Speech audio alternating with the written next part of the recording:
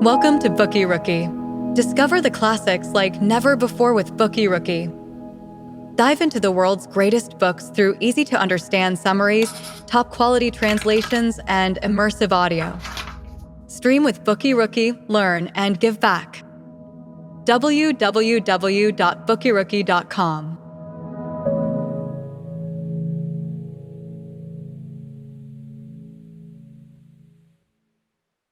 You're about to listen to Candide by Voltaire. Love it, have thoughts, or want to read the book? Check us out at www.bookyrookie.com.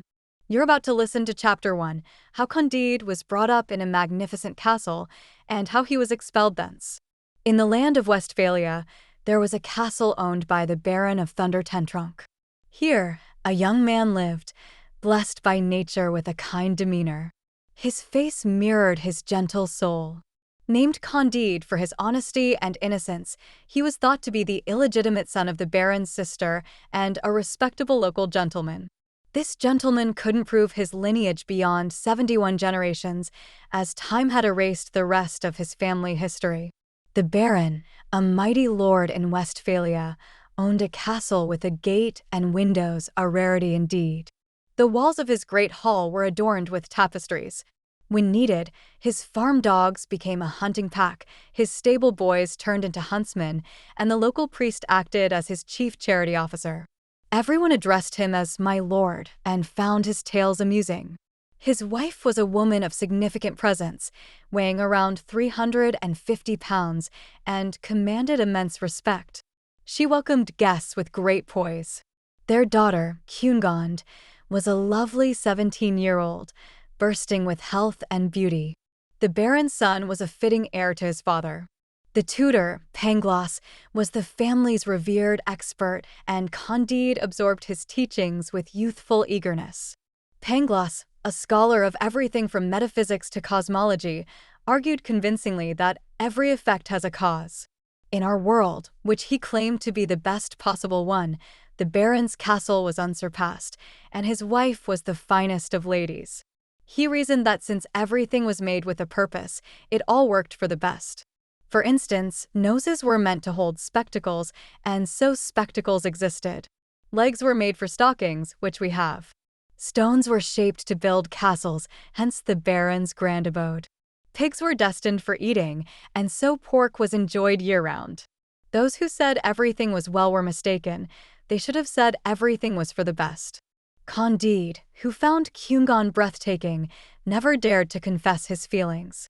He felt that being born in the Baron's family was the highest joy, followed by being close to Cunegond, seeing her daily and learning from Pangloss, the provinces, and thus the world's foremost philosopher. Once, Cunegond, strolling in the small wooded park near the castle, stumbled upon Dr. Pangloss teaching the maid about natural philosophy in a very hands-on manner. Curious about science, Cunegond watched intently, understanding the lessons on cause and effect. She left in a flurry, deep in thought, filled with a newfound desire to learn, and perhaps to become Candide's own sufficient reason, as he could be for her. Upon her arrival at the castle, she encountered Candide, and both felt their cheeks warm with a blush. She greeted him for the morning, her voice quivering, while Candide responded, his words tumbling out without thought. The following day, post-meal time, as they left the dining area, Candide and Cunegond found themselves secluded behind a screen. She dropped her handkerchief, and he quickly retrieved it. She took his hand with innocence, and he, equally guileless, kissed her hand with a lively mix of enthusiasm, emotion, and elegance. Their lips brushed together, their eyes glowed, their knees wobbled, and their hands wandered.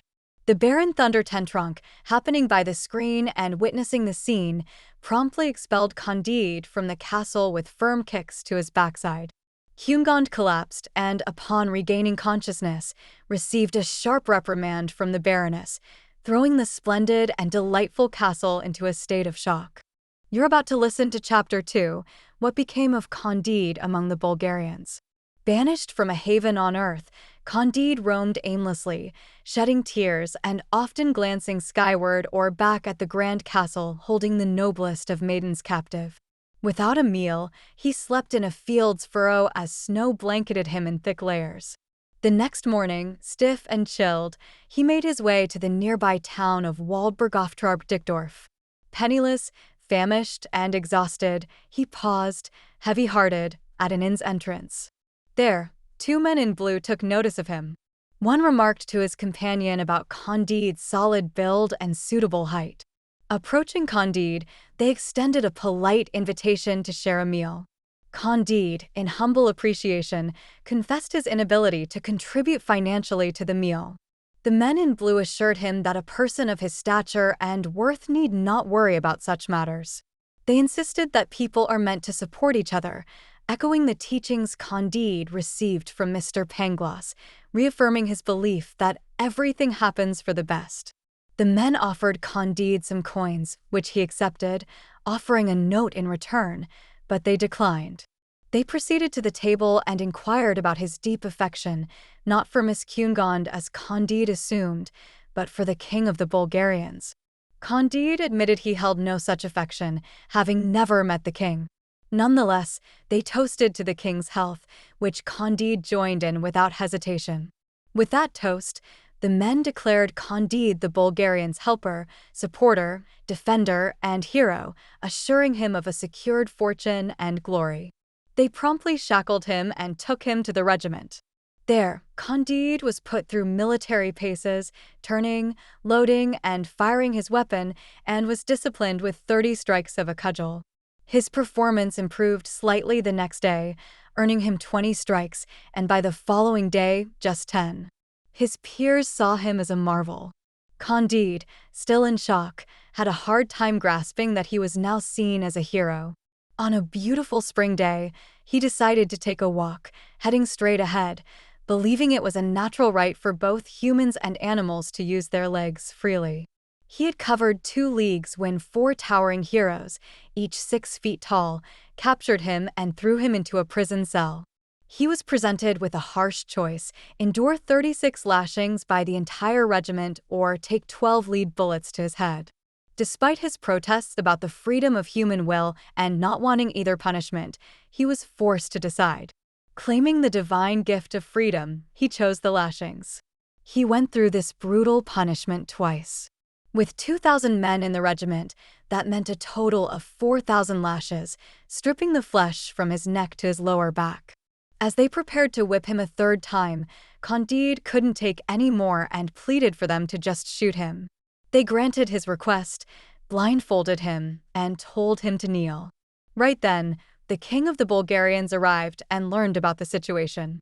Recognizing that Candide was a naive young philosopher, unfamiliar with the ways of the world, the king pardoned him.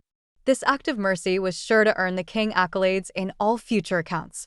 A skilled surgeon healed Candide in 3 weeks using soothing remedies known since ancient times. With a bit of new skin and the ability to walk, Candide was ready just as the king of the Bulgarians was about to engage in battle with the king of the Ibers. You're about to listen to Chapter 3, How Candide Made His Escape from the Bulgarians, and what afterwards became of him. The 2 armies were a sight to behold, unmatched in their splendor and readiness for battle.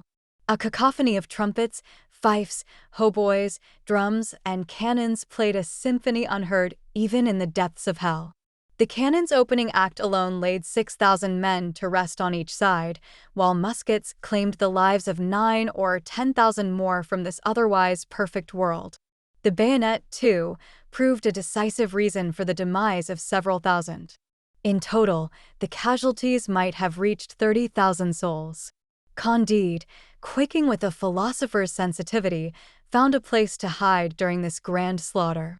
As the 2 monarchs celebrated their supposed victory with hymns of praise, Candide decided it was time to seek wisdom on cause and effect elsewhere. He walked past the fallen, reaching a village reduced to ashes, a casualty of the war's brutal rules. Here, he saw elderly men, scarred and bleeding, witness the massacre of their wives and children. Young women, violated and dying, and others, half-charred, pleaded for a merciful end. The ground was littered with the remnants of human bodies. Candide hurried away to another village, which had suffered the same fate at the hands of its enemies. Traveling through the remnants of destruction and over still warm bodies, he eventually made it past the war zone. With just a bit of food in his bag and thoughts of Miss Cunegond in his heart, he finally ran out of supplies upon reaching Holland. Believing in the country's wealth and Christian compassion, he hoped for kindness similar to what he had known before his exile. When he begged for help, the stern-faced people he approached warned him that if he persisted, he would be sent to a correctional facility to learn how to earn his keep. He then came across a man who had spent an hour lecturing a crowd about charity. Candide shared his belief that everything was interconnected and meant to happen for the best, explaining his journey from being banished for his affection for Miss Cunegond to enduring punishment and now to begging for survival. The man questioned Candide's religious stance, to which Candide replied that he was simply in need of food. The man dismissed him harshly, telling him he didn't deserve to eat and to stay away. The man's wife, upon seeing someone who questioned the Pope's authority, dumped a bucket of unknown contents on him from her window, an extreme display of her religious fervor. Fortunately, a kind-hearted Anabaptist named James saw the unjust treatment Candide received. He took Candide under his wing, cleaned him up, fed him, and even offered him money. James was willing to teach him the craft of making Persian textiles, a trade from Holland. Candide, filled with gratitude, was nearly brought to his knees in thanks. Professor Pangloss had always professed that everything in the world was as it should be, and indeed, the boundless kindness of one individual left a deeper impression on me than the cold-heartedness of the man in the black coat and his companion. The following morning stroll brought me face to face with a beggar. He was a pitiful sight, afflicted with sores, his eyes infected, the tip of his nose missing, his mouth twisted, teeth decayed, struggling with a harsh cough, and at every hacking fit, a tooth seemed to escape his mouth. You're about to listen to Chapter 4, How Candide Found His Old Master Pangloss and What Happened to Them. Candide felt a mix of pity and horror when he encountered a dreadful beggar. He handed over the 2 florins he had gotten from the kind Anabaptist James. The wretched figure stared intently at Candide, shed a few tears, and embraced him. Candide stepped back, repulsed. The beggar revealed himself to be Pangloss, Candide's beloved teacher, now unrecognizable and in a ghastly condition. He asked about Pangloss's misfortunes, the majestic castle they once knew, and the fate of Miss Cunegond, the epitome of beauty and grace. Pangloss was too weak to stand, so Candide brought him to the Anabaptist stable and offered him a piece of bread. Once Pangloss had regained some strength, Candide inquired about Cunegond. With the news of her violent death, Candide collapsed in shock. Pangloss revived him with some stale vinegar found in the stable. Candide couldn't believe Cunegond was gone and wondered if she had died of grief. Pangloss explained the brutal invasion by Bulgarian soldiers, the murder of Cunegond's family, and the destruction of their home. The enemy had suffered a similar fate, which was a small consolation. Candide, overwhelmed, lost consciousness again. When he awoke, he sought to understand the reasons behind Pangloss's suffering. Pangloss confessed that love, the force that sustains humanity and the universe, had led to his downfall. Candide reflected on his own experiences with love, which had only cost him a kiss and some beatings. He couldn't grasp how love could result in such horror for Pangloss. Pangloss recounted his affair with Paquette, the Baroness's maid, which had brought him both ecstasy and the agony he now endured. The disease had been passed down through a chain of lovers, tracing back to one of Christopher Columbus's crew. Pangloss, now on the brink of death, vowed not to spread it further. Candide, astonished by the bizarre lineage of Pangloss's affliction, wondered if the devil was at the root of it all. Far from it, the esteemed gentleman assured that such misfortune was inescapable, a vital component in the finest of worlds.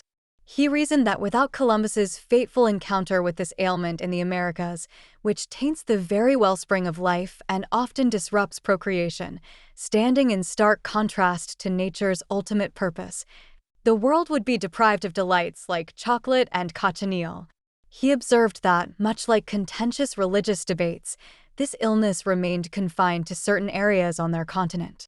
People such as the Turks, Indians, Persians, Chinese, Siamese, and Japanese were blissfully unaware of it, but he predicted they too would face it in centuries to come.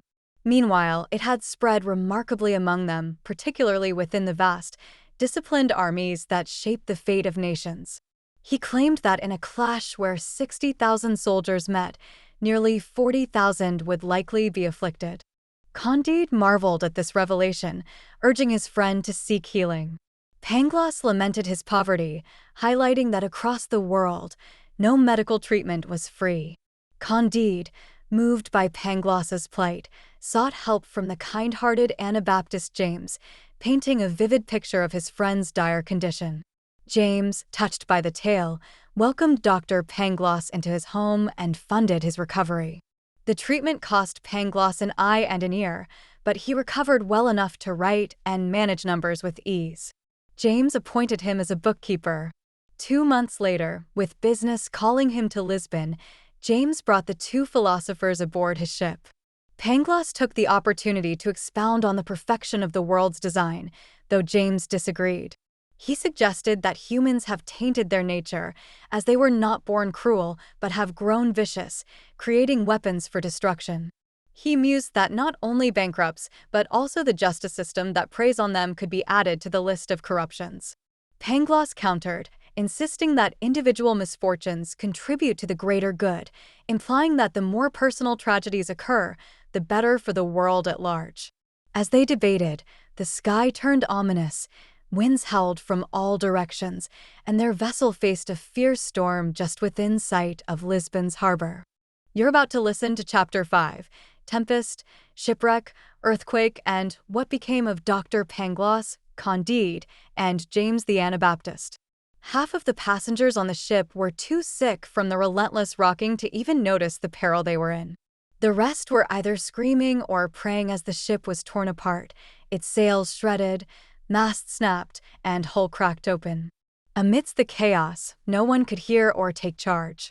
The Anabaptist on deck tried to help when a rude sailor knocked him down and then fell overboard himself, getting stuck on a piece of the broken mast.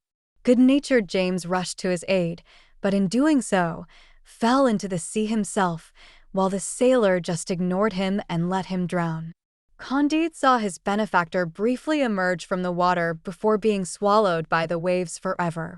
He was about to dive in after him when Pangloss stopped him, claiming that the bay was specifically designed for the Anabaptist to meet his end there. As Pangloss was explaining this, the ship sank, and everyone except for Pangloss, Candide, and the heartless sailor who let the Anabaptist die, perished. The sailor managed to swim to safety, while Pangloss and Candide floated to shore on a plank. Once they had regained some strength, they headed to Lisbon, hoping the little money they had would prevent them from starving after surviving the shipwreck. But as they mourned their benefactor's death and arrived in the city, the earth trembled, the sea raged, and the city was engulfed in chaos. Buildings collapsed, and 30,000 people were buried in the wreckage. The sailor, unfazed, saw an opportunity for looting. Pangloss wondered about the reason behind this disaster, while Candide thought it was the end of the world. The sailor didn't care as he risked his life scavenging for money in the ruins. After getting his loot, he got drunk, slept off the booze, and sought comfort with a woman amidst the rubble and corpses. Pangloss tried to tell him off, but the sailor dismissed his moralizing, unrepentant of his actions. Candide, injured by falling debris, begged Pangloss for some wine and oil to ease his pain. Pangloss, ever the philosopher, compared the disaster to a similar event in Lima, suggesting a geological connection. Candide just wanted some relief, but Pangloss continued to theorize about the situation. Candide passed out, and Pangloss eventually got him some water. The next day, they searched the ruins for food and slowly regained their strength. They helped other survivors, and some of the grateful locals offered them a somber meal, which they ate with tears. Pangloss, however, tried to lift their spirits, insisting that the world operates in a predetermined way. He believed that everything in the world happened for the best. To him, if a volcano existed in Lisbon, it was meant to be there and not anywhere else. He was convinced that the world was as it should be, with every event fitting perfectly into the grand scheme of things. A man in black, associated with the Inquisition, who was sitting nearby, chimed in subtly. He hinted that such a belief seemed to dismiss the concept of original sin because if everything was for the best, then the concept of a fall and subsequent punishment would not make sense. Pangloss, with utmost courtesy, begged the man's forgiveness, suggesting that the fall of man was indeed a necessary part of this best of all possible worlds. The man in black probed further about Pangloss's belief in free will. Pangloss, ever so polite, explained that freedom was a part of the grand necessity, for it was essential for people to have free will. Before Pangloss could finish his thought, the man in black signaled to his servant, who promptly handed him a glass of Porto wine. You're about to listen to Chapter 6, How the Portuguese Made a Beautiful Auto-da-fe to Prevent Any Further Earthquakes, and How Candide was publicly whipped. Following a devastating earthquake that laid waste to 3/4 of Lisbon, the wise men of that land found no better solution to avert total destruction than to orchestrate a grand spectacle of public execution. The University of Coimbra had proclaimed that burning individuals alive, slowly and with elaborate ritual, was a guaranteed method to stop the earth from trembling. As a result, they apprehended a man from Biscay for wedding his godmother, and 2 Portuguese who had refused to eat bacon-laced chicken. After their meal, they also took Dr. Pangloss and his student Candide, the former for speaking his mind, the latter for seemingly agreeing. They were placed in icy rooms, shielded from the sun's warmth. 8 days later, they donned ceremonial penitential garments and paper mitres.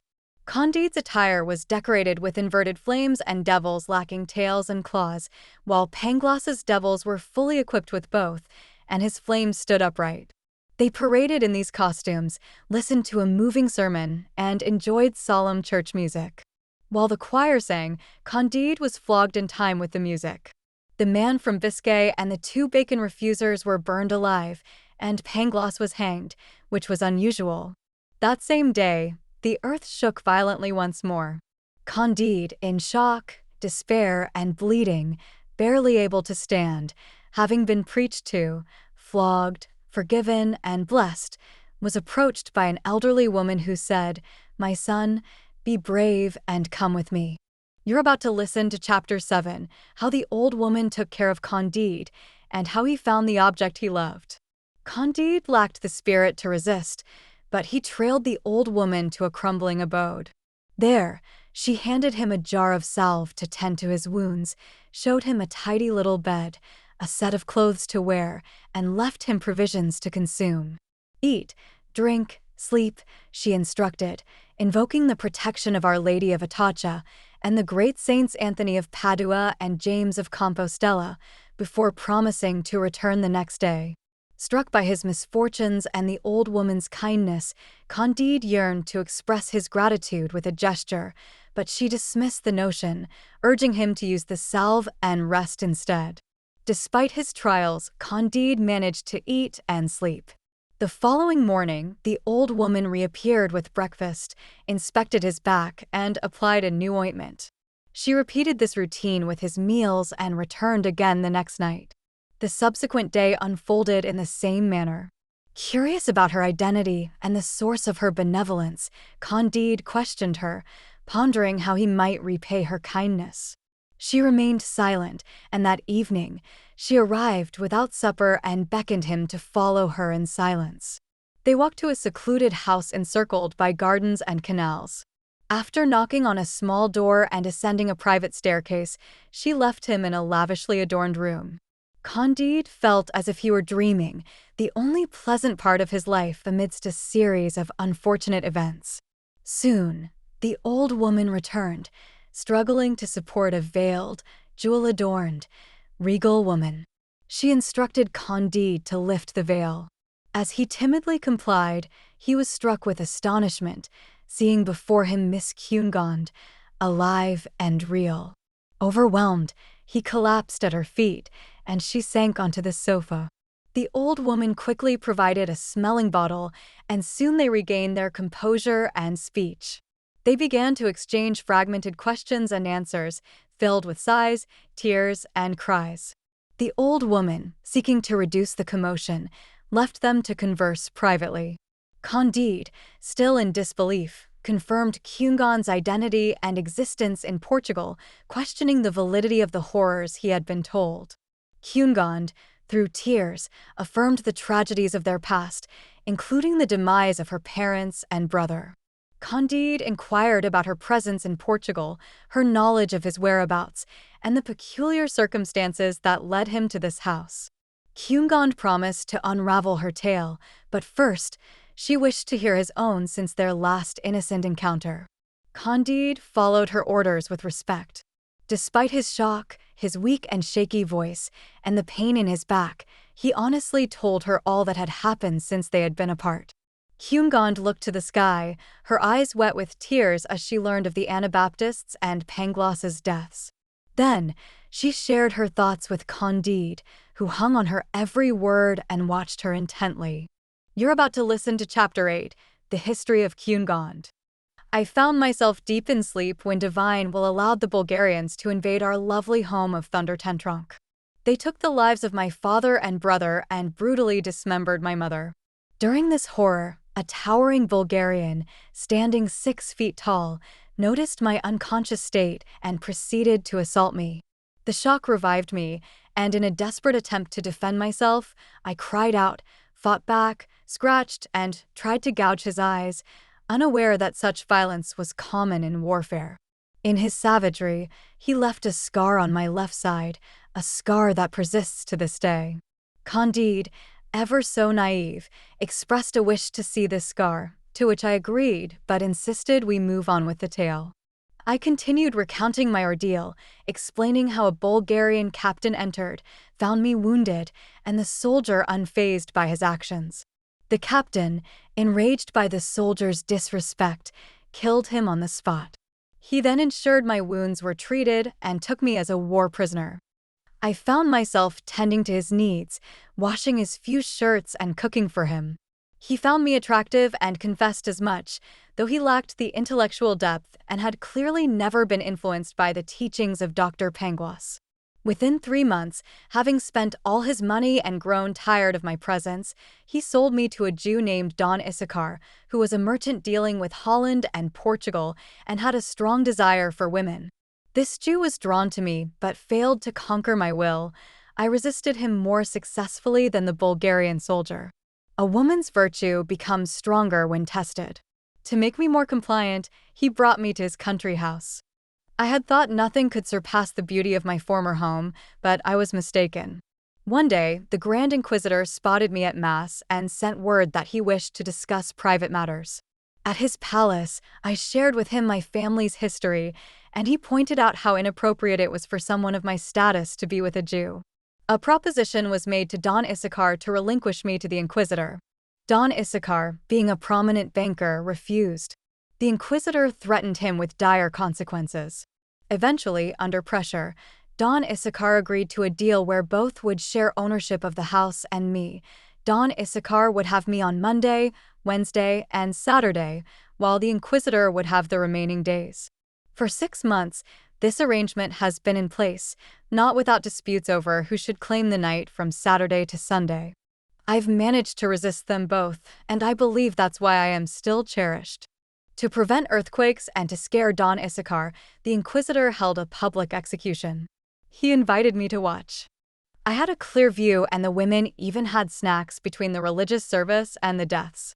The sight of 2 Jews and a man from Biscay being killed was horrifying.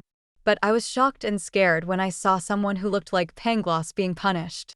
I couldn't believe it and passed out. When I woke up, I saw you, Candide, without any clothes, and it was the worst moment for me, filled with fear and sadness. Honestly, your skin is even whiter and prettier than my Bulgarian captain's. Seeing you in that state made all my emotions stronger.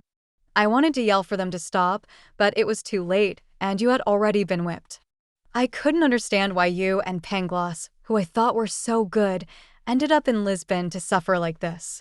Pangloss was wrong when he said everything happens for the best. I was so upset and felt so weak that I thought of all the bad things that happened, my family being killed, the rude Bulgarian soldier being stabbed, being a slave, my awful Don Issachar, the terrible inquisitor, Pangloss's death, your punishment, and the kiss we shared the last time I saw you. I thanked God for bringing you back to me after everything. I told my maid to take care of you and bring you here as soon as she could. She did her job well, and I was so happy to see you, talk to you, and hear you again. But we must be hungry. I know I am. Let's eat. After eating, we sat back down on the couch, which is where we were when Don Issachar came in. It was his day to be with me because of a deal he had with the Inquisitor. You're about to listen to Chapter 9, What Became of Cunegond, Candide, the Grand Inquisitor, and the Jew. Issachar, known as the most hot-tempered Hebrew in Israel since the days of the Babylonian captivity, was furious. He was enraged at the thought of sharing with another, and in his anger, he drew his ever-present long dagger, ready to attack Candide. However, Candide, the gentle Westphalian, was not unarmed. Thanks to the old woman, he had a fine sword and used it to defend himself, leaving Issachar lifeless at Cunegond's feet. Cunegond was in shock, fearing the worst with a man slain in her apartment. She knew if the authorities found out, they would be doomed. Candide wished for the wisdom of his hanged mentor, Pangloss, but in his absence, they turned to the old woman for advice. As they were discussing their predicament, the Inquisitor walked in, only to find the scene of chaos, Candide with his sword, the dead Issachar, a horrified Cunegond, and the old woman offering her counsel. Candide quickly realized the gravity of the situation. If the Inquisitor called for help, they would likely be executed. Recalling how the Inquisitor had been the cause of his previous suffering and considering him a rival, Candide decided to act. His thoughts were swift and decisive. Before the Inquisitor could react, Candide struck him down, adding another body to the floor. Cunegond was distraught, seeing no way out after such violent acts. Candide tried to justify his actions, explaining the extremes one might go to for love, jealousy, and after suffering at the hands of the Inquisition. The old woman, practical as ever, suggested they make a quick escape. She told them of 3 horses ready in the stable and reminded Cunegond of her money and jewels. Despite being injured, she urged them to leave for Cadiz, enjoying the cool night air for travel. Without hesitation, Candide prepared the horses, and the trio rode hard, covering 30 miles without stopping.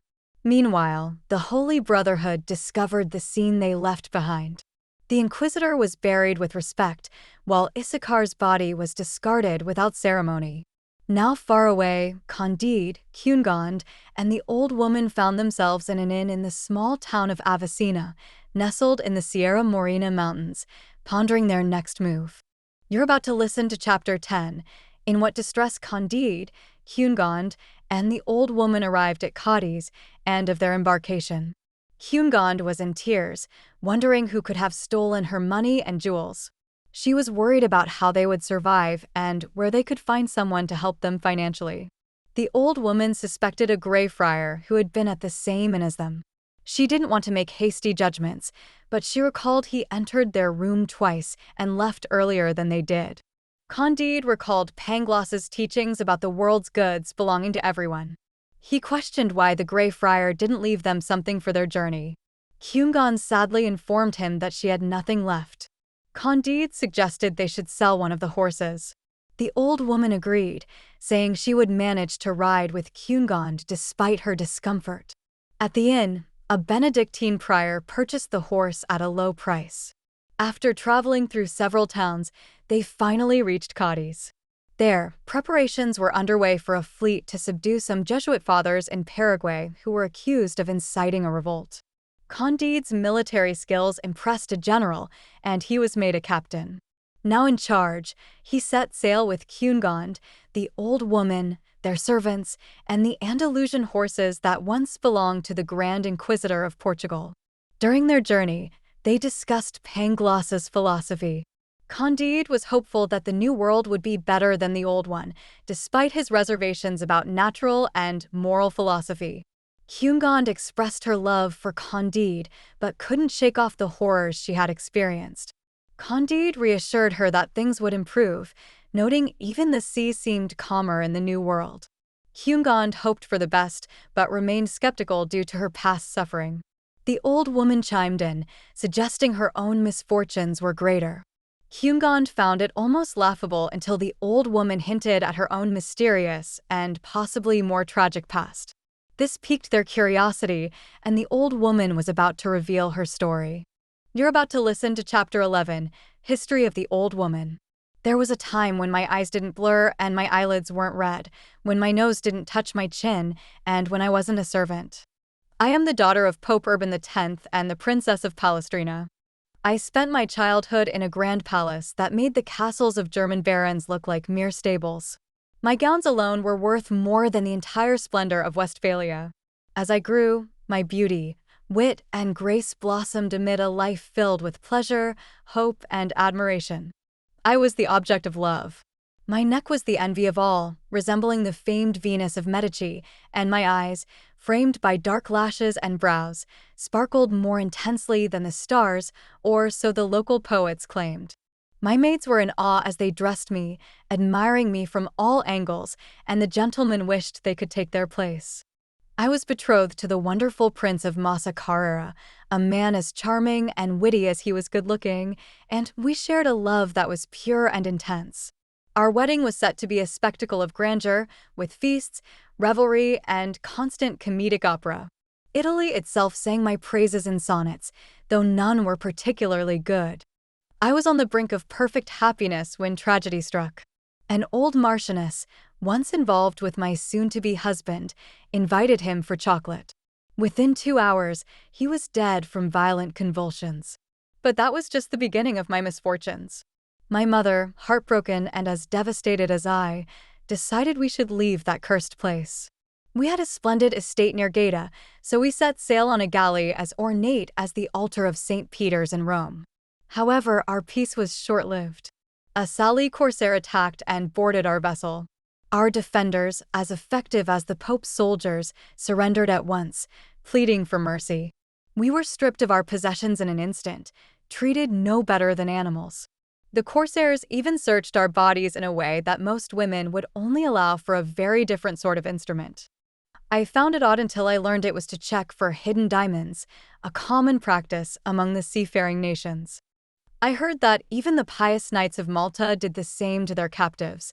It's a custom of the seas, unyielding and unchangeable. It's unnecessary for me to describe the severe difficulties faced by a young princess and her mother when forced into slavery and taken to Morocco. One can only imagine the suffering endured on the pirate ship. My mother, still strikingly beautiful, along with our maids and attendants, possessed more allure than could be found across Africa. As for me, I was enchanting, the epitome of grace, and untouched. This purity, once destined for the handsome Prince of Massa Carrera, was claimed by the pirate captain. Despite being a detestable man, he fancied he was honoring me. The resilience of the Princess of Palestrina and me was tested to its limits on our journey to Morocco. However, these trials are too commonplace to dwell on. Upon our arrival in Morocco, we found the nation engulfed in violence. 50 sons of Emperor Muliusmail, each with their followers, sparked 50 internal conflicts. It was a relentless slaughter across the empire, with battles between different factions of the population. Our troubles didn't end upon landing. Rival groups sought to steal the spoils from my captor, with us as his prized possessions.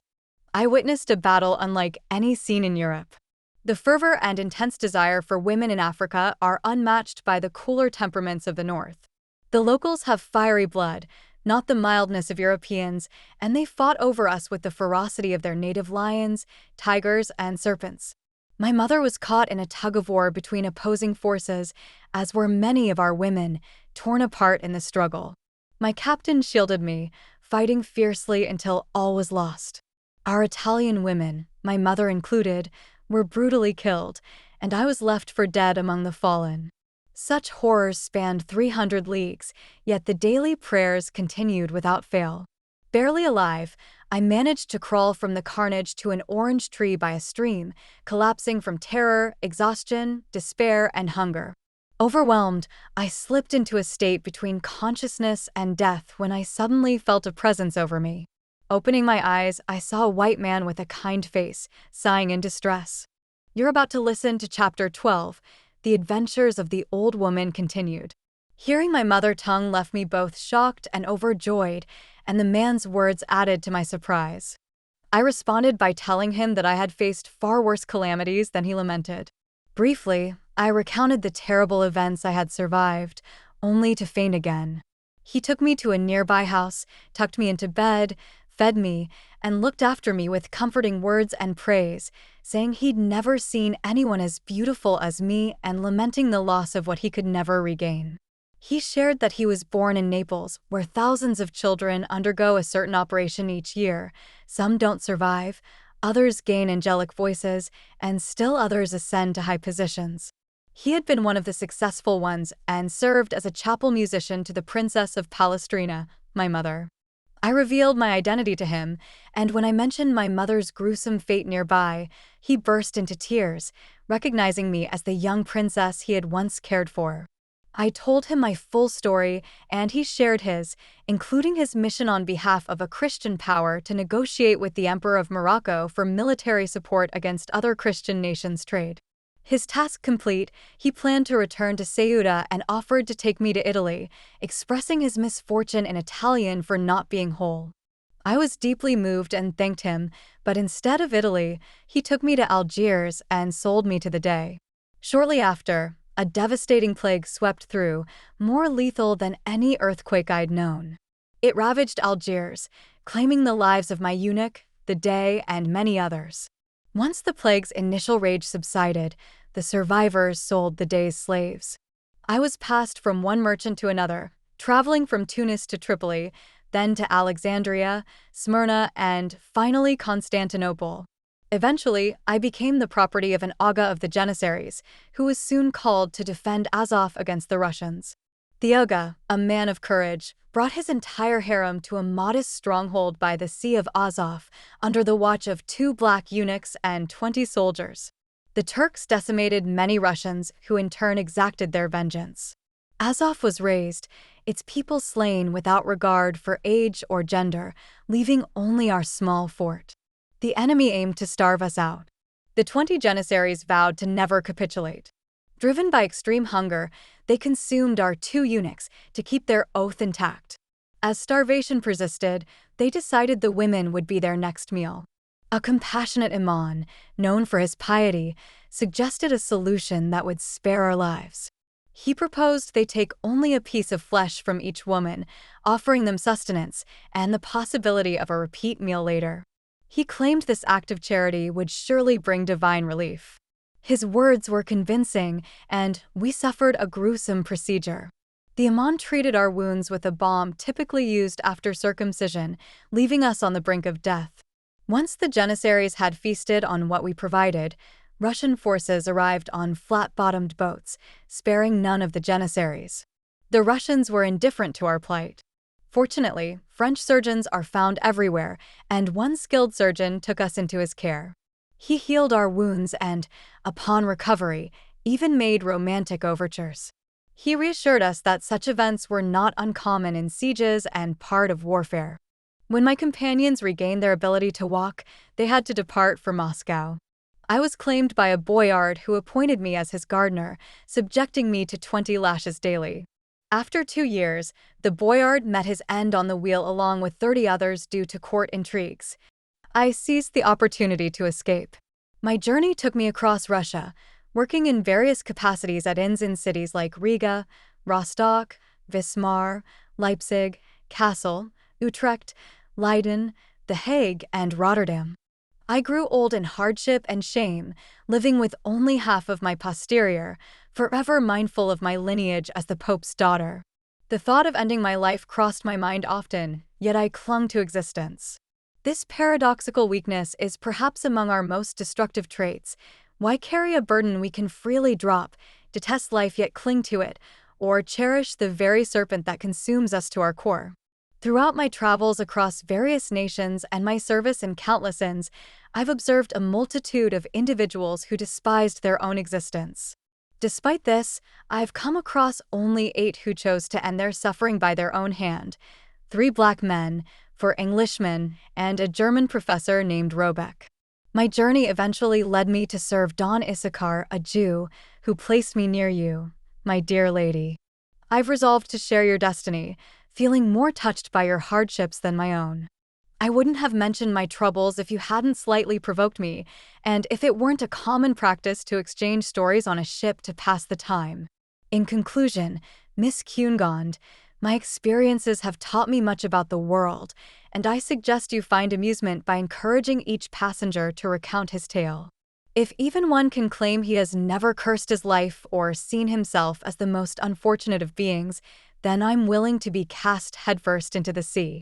You're about to listen to Chapter 13, How Candide was forced away from his fair Cunegond and the old woman.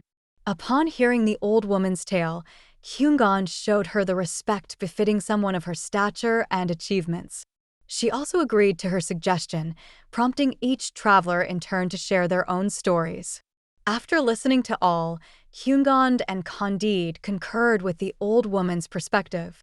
Candide lamented the execution of the wise Pangloss, who would have offered them profound insights into the world's physical and moral afflictions. He also thought of raising some objections to Pangloss's views with all due respect. As the passengers took turns recounting their lives, their ship sailed smoothly towards Buenos Aires. Upon arrival, Cunegond, Captain Candide, and the old woman went to see the governor, Don Fernando. His demeanor was as grand as his long list of names suggested. He treated people with such disdain, spoke with such arrogance, and carried himself with such pride that many felt the urge to knock some sense into him. To him, Cunegond was the epitome of beauty. His first action was to inquire if she was the captain's wife.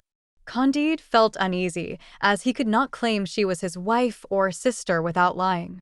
Instead, he respectfully requested the governor's blessing for their intended marriage. The governor, with a smirk and a twirl of his mustache, sent Candide away to attend his duties and stayed alone with Cunegond. He professed his love and offered to marry her the following day. Cunegond, seeking counsel, asked for time to think and consult with the old woman. The old woman advised Cunegond pragmatically, considering her lack of wealth and the governor's high status. She pointed out that Cunegond's past misfortunes could justify accepting the proposal. If she were in Cunegond's shoes, she would not hesitate to marry the governor and secure a future for both herself and Captain Candide. Amidst this conversation, a small ship with an alcalde and his officers on board entered the harbor, signaling the unfolding of new events. As the wise old woman had cleverly surmised, a gray friar was indeed the thief of Cunegond's riches in Badajoz during her and Candide's escape. The friar tried to trade some diamonds with a jeweler who recognized them as belonging to the Grand Inquisitor. Before meeting his end on the gallows, the friar admitted to the theft, detailing the victims' descriptions and their escape path. The news of Cunegond and Candide fleeing had reached the authorities, and they were tracked down to Cadiz. A ship was dispatched swiftly to chase them down, and it had now docked in Buenos Aires. Rumors flew that the alcalde was about to disembark, hot on the heels of the Grand Inquisitor's killers. The old woman, ever so astute, knew exactly what needed to be done. She told Cunegond there was no need to run since she wasn't the one who had slain the Grand Inquisitor. Plus, the governor, smitten with her, would never allow any harm to come her way. So, she urged Cunegond to stay put. Without wasting a second, she hurried to Candide and warned him of the imminent danger. He had to escape or face being burned within the hour. Time was slipping away. Yet, how could he leave Cunegond behind, and where could he possibly seek refuge? You're about to listen to Chapter 14, How Candide and Cacambo were received by the Jesuits of Paraguay. Candide arrived from Cadiz with a valet named Cacambo, a common sight along the Spanish coasts and in the American colonies. Cacambo, one-quarter Spanish and born to a mixed breed in Tucumán, had a colorful past. He had been a choir boy, a sacristan, a sailor, a monk, a peddler, a soldier, and a servant. He was devoted to his master Candide, a genuinely good man. Without delay, he prepared their Andalusian horses for departure. Cacambo urged Candide to heed the old woman's counsel and make a quick escape without looking back. Candide, torn with emotion, lamented leaving his beloved Cunegond, especially when their marriage was about to be officially approved. Cacambo reassured him that women are resourceful and that they needed to flee. Candide, filled with uncertainty, questioned their destination and how they could carry on without Cunegond. Cacambo, with conviction, suggested they join the Jesuits in Paraguay, a place he knew well, promising that Candide's military skills would be greatly valued there. Candide was surprised to learn that Cacambo had previously been in Paraguay, serving in the College of the Assumption. Cacambo boasted about his knowledge of the Jesuits' governance, describing it as a vast and well-organized kingdom where the Jesuits held all the power. He found it fascinating how the Jesuits waged war against the Spanish and Portuguese monarchs while acknowledging them in Europe, a contradiction that amused him. He was excited about the prospects that awaited them. Upon reaching the first checkpoint, Cacambo informed the guards that a captain wished to speak with the commandant. The news reached the commandant, and Candide and Cacambo were promptly disarmed, their horses confiscated. They were escorted by musketeers to the commandant, who was dressed in his official attire. Surrounded by soldiers, they were informed they had to wait, as the provincial father's permission was required for any Spaniard to speak or stay in the province. Cacambo clarified that Candide was not Spanish but German, and they were both famished. He requested some breakfast while they waited. The commandant, upon hearing Candide was German, decided to speak with him and invited him to his arbor. Candide was swiftly taken to an exquisite summer house, adorned with a charming colonnade of green and gold marble. It was surrounded by trellises that held a collection of exotic birds, such as parrots, hummingbirds, flybirds, and guinea hens. A sumptuous breakfast awaited them, served in golden vessels. Meanwhile, the local Paraguayans dined on maize from wooden bowls under the scorching sun. The Reverend Father Commandant, a strikingly handsome young man with fair skin and a ruddy complexion, took his leave to the shade of his arbor. His features were distinct, with arched eyebrows and bright eyes, and he carried himself with a confidence that was neither typical of a Spaniard nor a Jesuit. Candide and Cacambo received their weapons back along with their 2 Andalusian horses. Cacambo, ever vigilant, fed the horses some oats near the arbor, keeping a watchful eye out for any unexpected threats. Candide, moved by gratitude, showed his respect to the commandant before they began their meal. The conversation that unfolded between them was one of astonishment and recognition. Candide revealed his origins from Westphalia and his birthplace at the castle of Thundertentronck. The commandant, shocked, realized the connection between them. Emotions ran high as they recognized each other, leading to an outpouring of tears.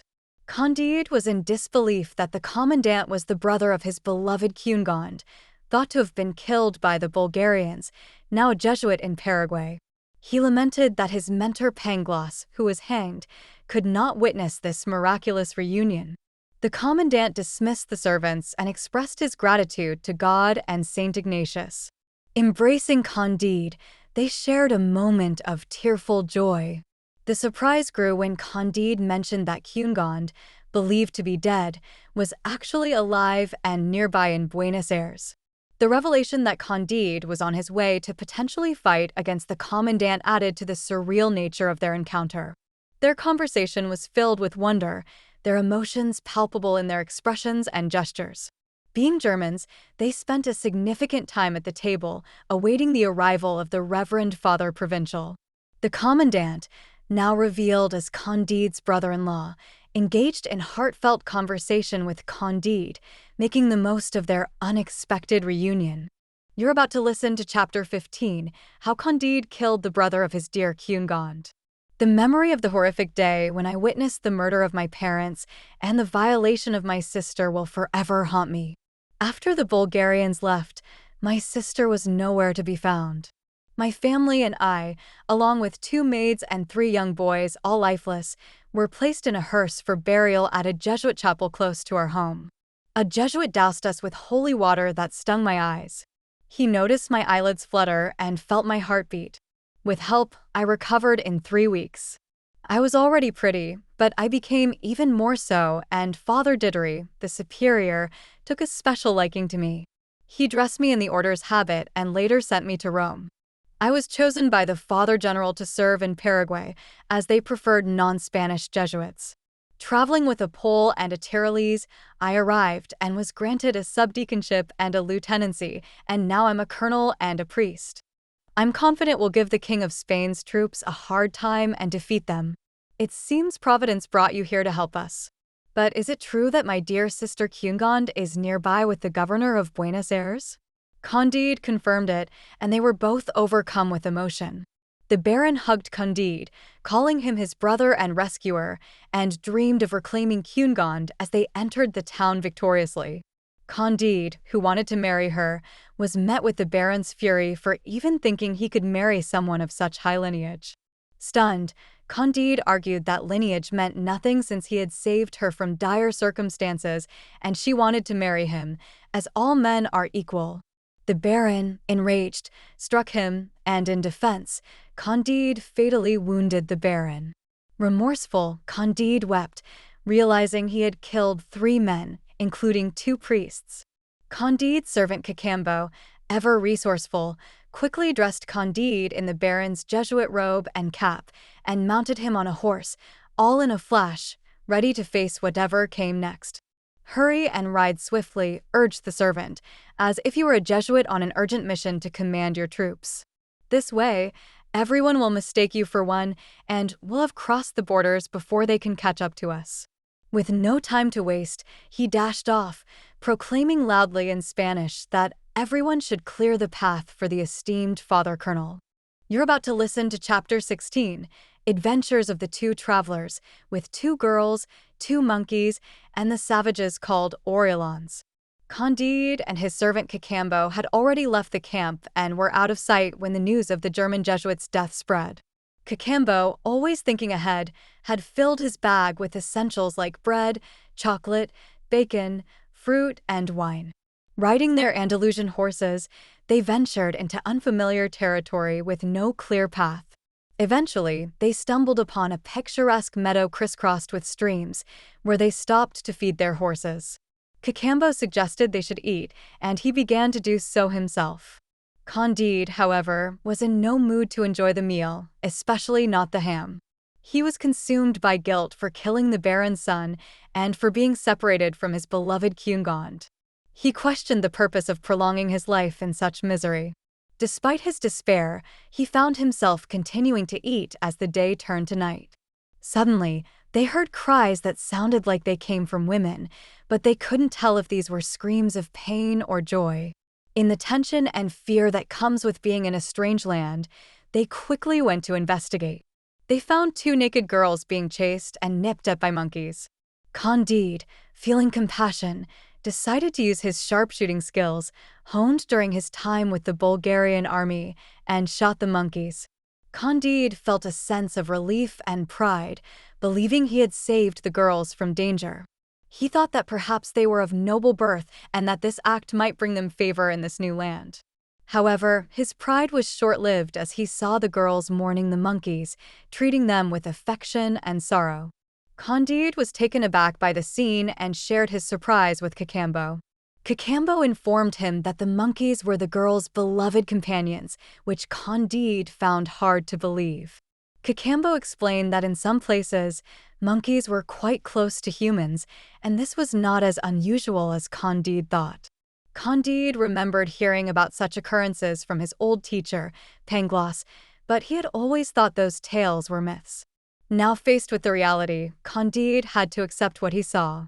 Cacambo, however, was worried that their actions might have unintended consequences, fearing retribution from the girls. Echoes in the meadow prompted Candide to seek refuge in the woods, where he and Cacambo shared a meal. They lamented their misfortunes, having been slighted by various individuals, and eventually dozed off on a bed of moss. Upon waking, they discovered they were immobilized, captured by the Orleans of the region, who were incited by the women they had encountered.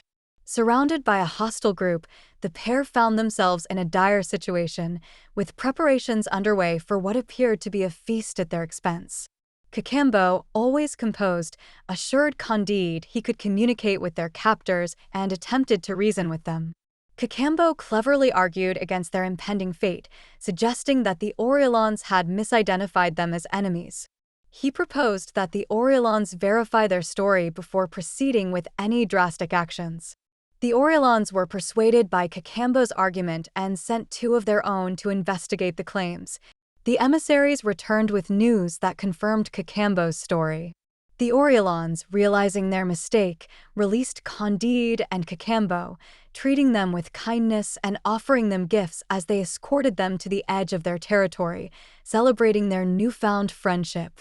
Candide was astonished by the turn of events, reflecting on the peculiar customs and the unexpected mercy of the Oriolans. He acknowledged that despite his grim situation, nature had a way of balancing things out, leaving him grateful for his unexpected deliverance. You're about to listen to Chapter 17, Arrival of Candide and his valet at El Dorado, and what they saw there. Cacambo shared his thoughts with Candide as they reached the Oriolans' border, suggesting that this part of the world was no better than the rest and that they should return to Europe by the quickest route. Candide wondered how they could return and where they should go, considering the dangers in his own country and Portugal, and the risk of staying put. He was reluctant to leave a region where his dear Cunegond lived. Cacambo proposed heading to Cayenne, hoping to find helpful Frenchmen and God's mercy. Reaching Cayenne was tough, with only a vague idea of direction and many obstacles like rivers, cliffs, thieves, and natives.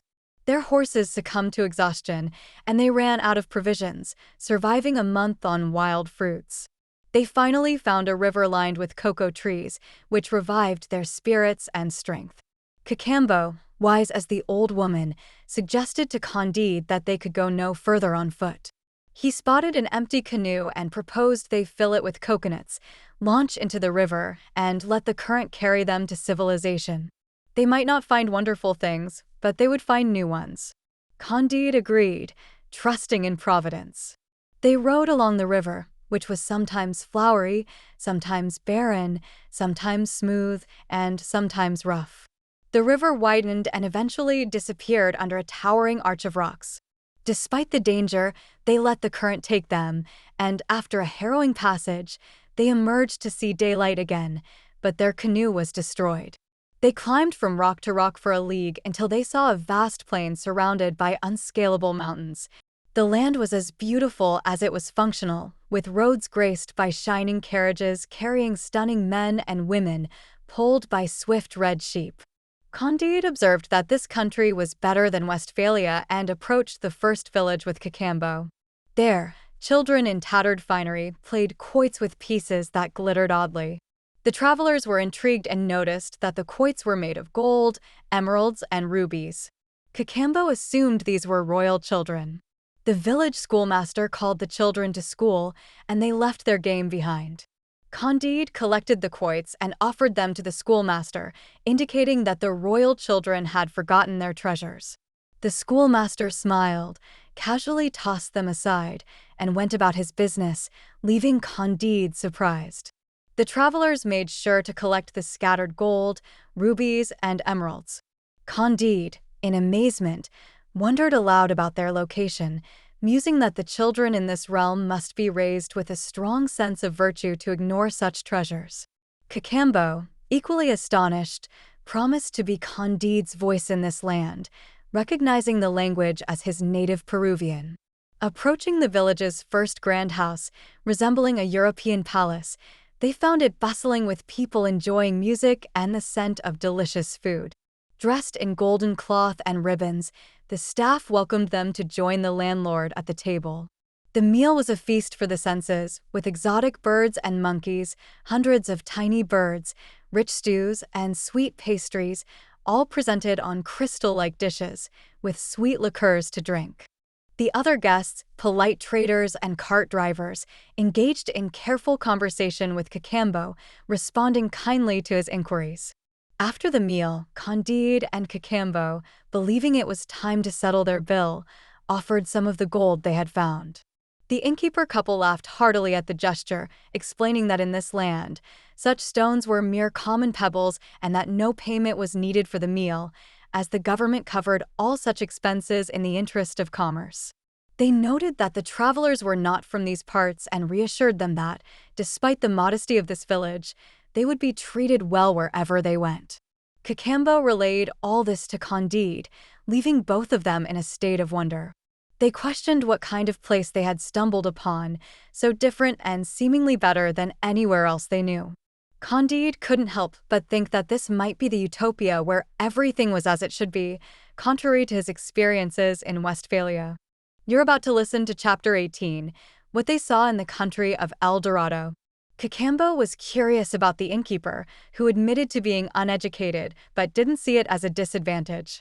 He mentioned a wise old man nearby, once a courtier, known for his knowledge and openness.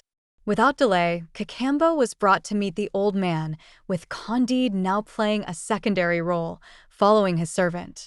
They arrived at a modest dwelling where silver doors and gold ceilings were the norm, all crafted with elegance.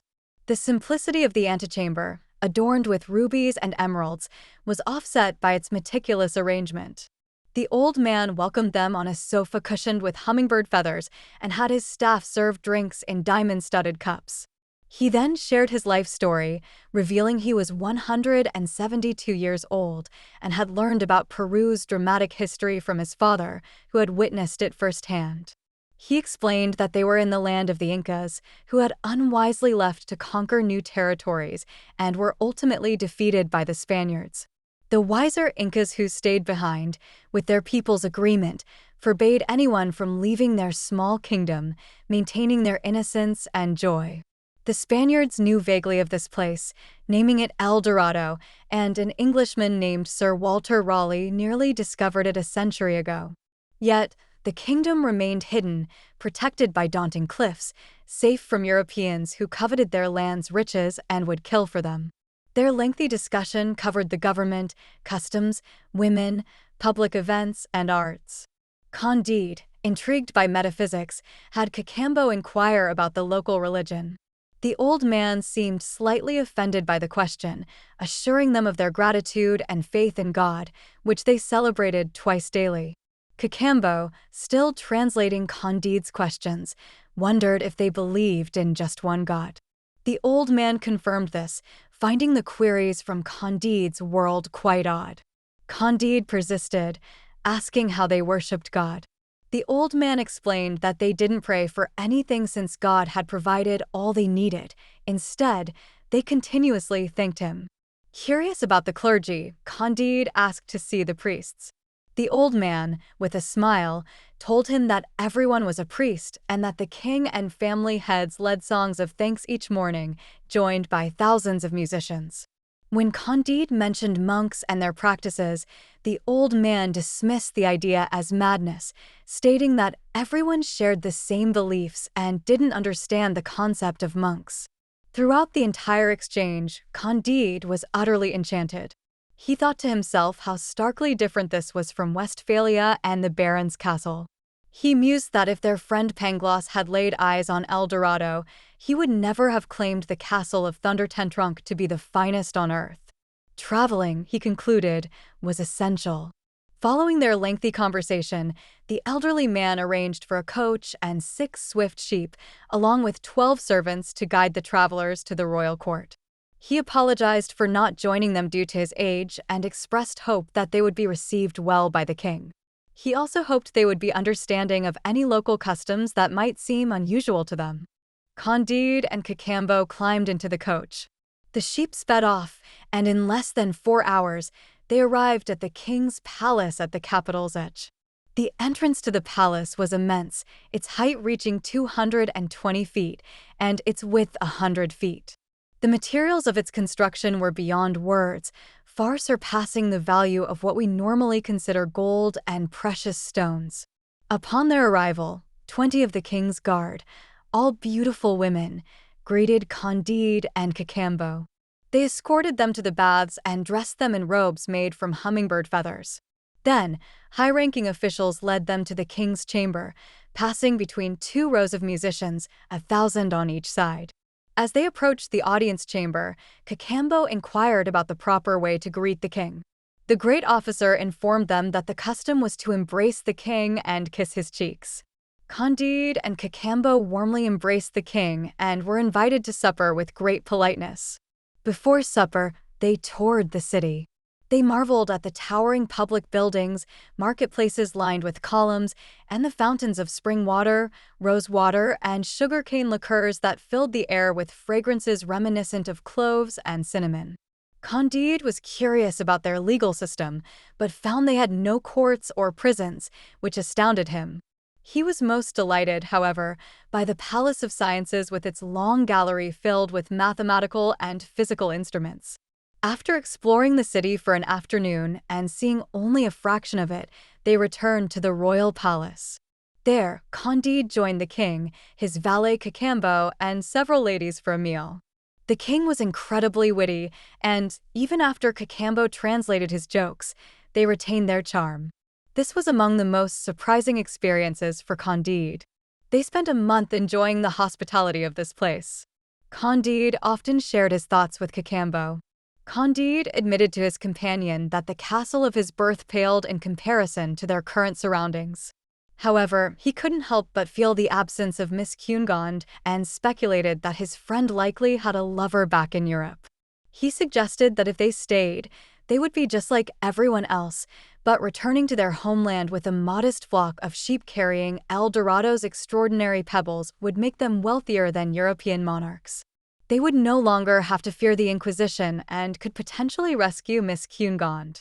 Cacambo found the idea appealing. The allure of adventure, the desire to impress others with tales from afar, and the chance to be envied in their own land swayed them to leave their current state of contentment. They decided to ask the king for permission to depart. The king, however, found their decision unwise. He acknowledged the small size of his realm, but believed in the comfort of settling down. Despite this, he didn't believe in detaining strangers against their will, as his culture and laws valued freedom. He warned them of the challenges they would face in leaving, such as the impossibility of ascending the rapid river and the daunting mountains that encircled his kingdom. Nonetheless, he agreed to help them leave by ordering his engineers to create a contraption for their safe passage. Once over the mountains, they would be on their own, as his subjects were bound by a vow never to leave the kingdom. Candide requested only a few sheep loaded with food, the remarkable pebbles, and some of the local soil. The king, amused by their interest in the yellow clay, consented and promptly instructed his engineers to build a device to lift the two men out of his kingdom. A team of 3,000 skilled mathematicians completed the task in 15 days at a cost of 20 million sterling in local currency. Candide and Cacambo were placed on the device, with 2 large red sheep ready to ride once they crossed the mountains, 20 sheep carrying supplies, 30 with local treasures, and 50 with gold, diamonds, and precious stones. The king bid them a tender farewell. The sight of them being hoisted over the mountains with their sheep was magnificent. The mathematicians said their goodbyes once the travelers were safely on the other side. Candide's only wish was to offer his sheep to Miss Cunegonde, hoping they would have enough to pay the governor of Buenos Aires for her ransom. They set their sights on Quran, ready to embark on a journey that might lead them to buy their own kingdom. You're about to listen to Chapter 19, what happened to them at Suriname and how Candide got acquainted with Martin. Our travelers enjoyed their first day immensely, thrilled to have more wealth than could be amassed by all of Asia, Europe, and Africa. Candide was so ecstatic that he carved Cunegonde's name into the bark of trees. The second day, however, they encountered misfortune when 2 of their sheep sank into a swamp, taking their cargo with them. In the following days, 2 more sheep succumbed to exhaustion, 7 or 8 starved in a wasteland, and several more tumbled off cliffs. After 100 days of travel, only 2 sheep remained. Candide remarked to Cacambo that the world's riches are fleeting and that only virtue and the joy of seeing Cunegonde again are substantial. Cacambo acknowledged this, but pointed out the remaining treasure and the nearby town of Suriname, signaling the end of their hardships and the start of their happiness. Approaching the town, they saw a man lying on the ground, half-dressed in blue linen shorts, missing his left leg and right hand. Candide learned from the man that he was waiting for his master, Meneer Vanderdender, and that such cruel treatment was customary. The man explained that he had been mutilated for accidents during work and for attempting to escape. He reflected on his mother's words when she sold him into slavery, promising a life of happiness under the care of the white lords. Yet, he felt far from fortunate, believing himself to be worse off than animals.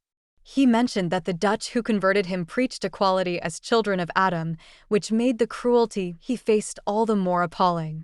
Candide, dismayed by this revelation, began to question his optimistic beliefs, realizing that maintaining everything is right when it is wrong is sheer madness. As he entered Suriname, tears filled his eyes. In Suriname, the first task was to find a ship to Buenos Aires. They met with a Spanish captain who promised to negotiate fair terms and agreed to meet at a tavern. Candide, open-hearted, shared his entire story with the captain and revealed his plan to run away with Miss Cunegonde. The captain then refused to take them, as Cunegonde was a favorite of his lord, and it would mean death for all involved. This news struck Candide like a bolt from the blue, and he wept bitterly before pulling Cacambo aside to discuss their next move. He handed his dear friend a task, revealing that they each carried diamonds worth millions in their pockets. He praised his friend's cleverness and tasked him with rescuing Miss Cunegonde from Buenos Aires, suggesting bribery if necessary. He planned to wait in Venice, a safe haven from their enemies. Cacambo, though sad to leave, was determined to assist his master, and they parted with a heartfelt farewell, with a reminder to remember the old woman. That very day, Cacambo departed, a truly honest man. Candide stayed longer in Suriname, preparing for his journey to Italy with his remaining sheep. When Meneer Vanderdender offered his ship for the voyage, Candide inquired about the cost for him, his servants, luggage, and 2 sheep. The captain's price rose from 10,000 to 30,000 piastres, but Candide agreed without hesitation, revealing his wealth. After paying with 2 small diamonds, Candide watched the ship sail away without him, a deceitful act that left him in despair. He sought justice from the Dutch magistrate, but instead faced fines and the promise of a future investigation. Despite his losses, Candide had to pay for the noise he caused and the hearing's expenses. Plunged into deep despair, Candide found himself recalling past hardships that seemed less severe compared to his current woes. The indifference of the official and the deceitful captain who had cheated him ignited his anger and plunged him into a gloomy state. The sheer wickedness of humanity loomed large in his thoughts, filling his mind with dark reflections. Upon learning of a French ship bound for Bordeaux, and without any diamond-laden sheep for company, Candide secured a cabin at the standard rate. He announced throughout the town his willingness to cover travel and boarding expenses, offering 2,000 piastres to a companion who would join him, provided this person was the most dissatisfied and unfortunate soul in the region. The response was overwhelming, with a turnout so large it seemed a whole fleet couldn't contain them. Keen to choose only the best, Candide narrowed the pool to roughly 1/20th of the group, who appeared friendly and all claimed to be the most deserving of his offer. He invited them to his inn, hosting a supper where each guest vowed to share their story truthfully. Candide promised to pick the one whose misfortunes seemed the most profound, while also planning to give gifts to the others. They shared their tales until 4 in the morning. As Candide listened, he was reminded of the old woman's words during their voyage to Buenos Aires, about everyone on the ship having suffered greatly. He found himself thinking of Pangloss with each recounted misfortune. Candide mused that even Pangloss might struggle to defend his optimistic philosophy now. He longed for his presence, thinking that if the world was indeed a good place, it must be in El Dorado, not here. After much deliberation, Candide chose a down-on-his-luck scholar who had toiled for a decade for Amsterdam's publishers. Candide figured that no other profession could be as disheartening. This philosopher, while honest, had been betrayed by his wife, assaulted by his son, and deserted by his daughter, who eloped with a Portuguese. Recently, he lost a modest job that was his lifeline and was being hounded by the preachers of Suriname, who mistook him for a Socinian. It was clear the other candidates were just as miserable, but Candide hoped the philosopher's company would provide some solace during their journey. The remaining hopefuls grumbled about the perceived unfairness, but Candide soothed their disappointment by handing out 100 piastres each. You're about to listen to Chapter 20, What Happened at Sea to Candide and Martin. Martin, an elderly philosopher, joined Candide on a journey to Bordeaux. Both had endured much hardship. They could have talked endlessly about the evils of the world if they had traveled from Suriname to Japan via the Cape of Good Hope. Candide, unlike Martin, clung to the hope of reuniting with Miss Cunegond. He also had wealth and jewels.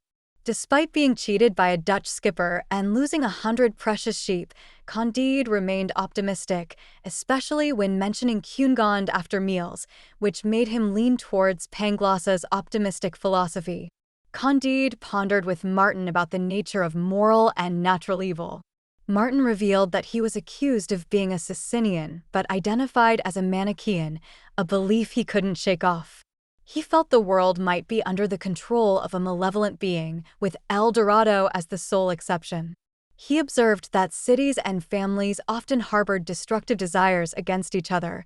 The weak despised the strong, and the strong exploited them. He talked about the widespread violence and the hidden sufferings that plague even the seemingly peaceful societies.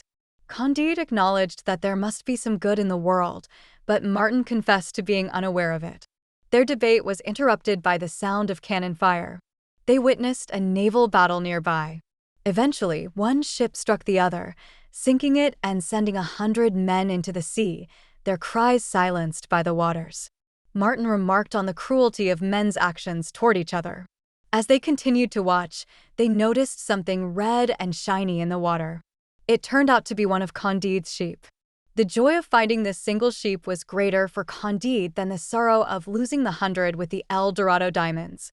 The French captain quickly realized that the victorious ship was commanded by a Spaniard and that its defeated adversary was a Dutch pirate, the very same one who had previously stolen from Candide.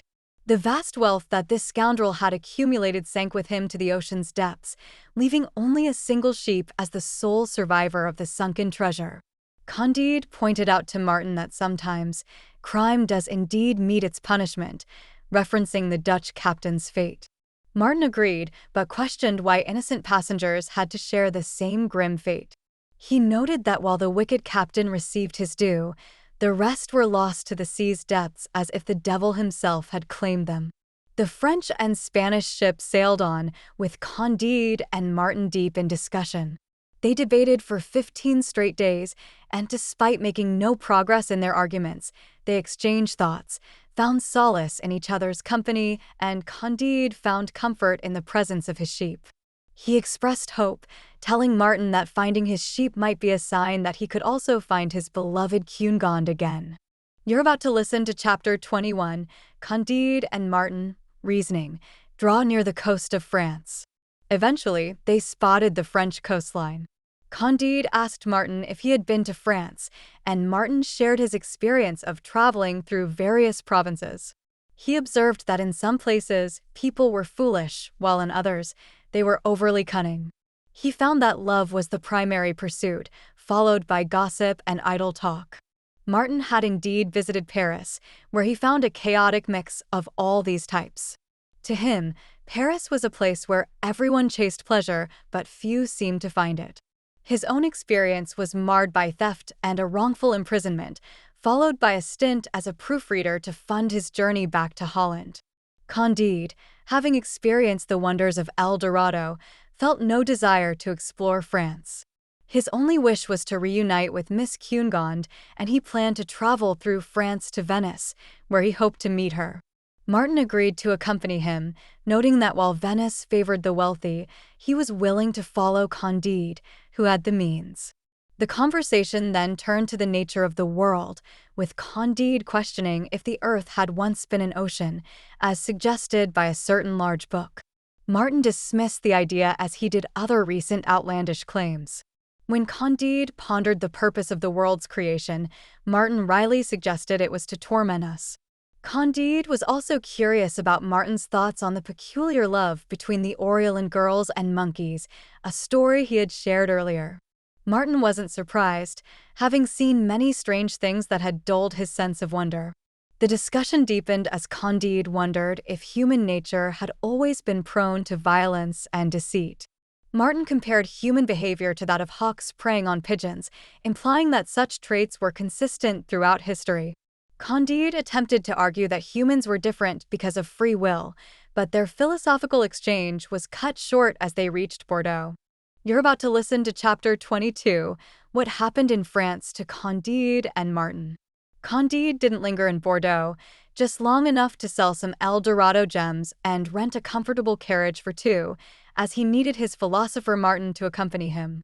He regretted leaving his sheep behind for the local science academy, which puzzlingly decided to award a prize to a scholar who used complex equations to explain the red color of the sheep's wool. As Candide traveled, he noticed everyone seemed to be heading to Paris, sparking his own curiosity about the famed city. He arrived, finding it as dirty as the least tidy Westphalian village. Soon after settling into his inn, he fell ill from exhaustion. His large diamond ring and hefty luggage caught the attention of the inn staff, prompting unrequested visits from two physicians and two devout women fussing over his broths. Martin recalled his own illness in Paris long ago, with no money or friends to aid him, and yet he recovered. Candide's condition worsened with the treatments, and a local parson intruded, seeking a donation for the afterlife. Candide refused, despite the devout women claiming it was fashionable.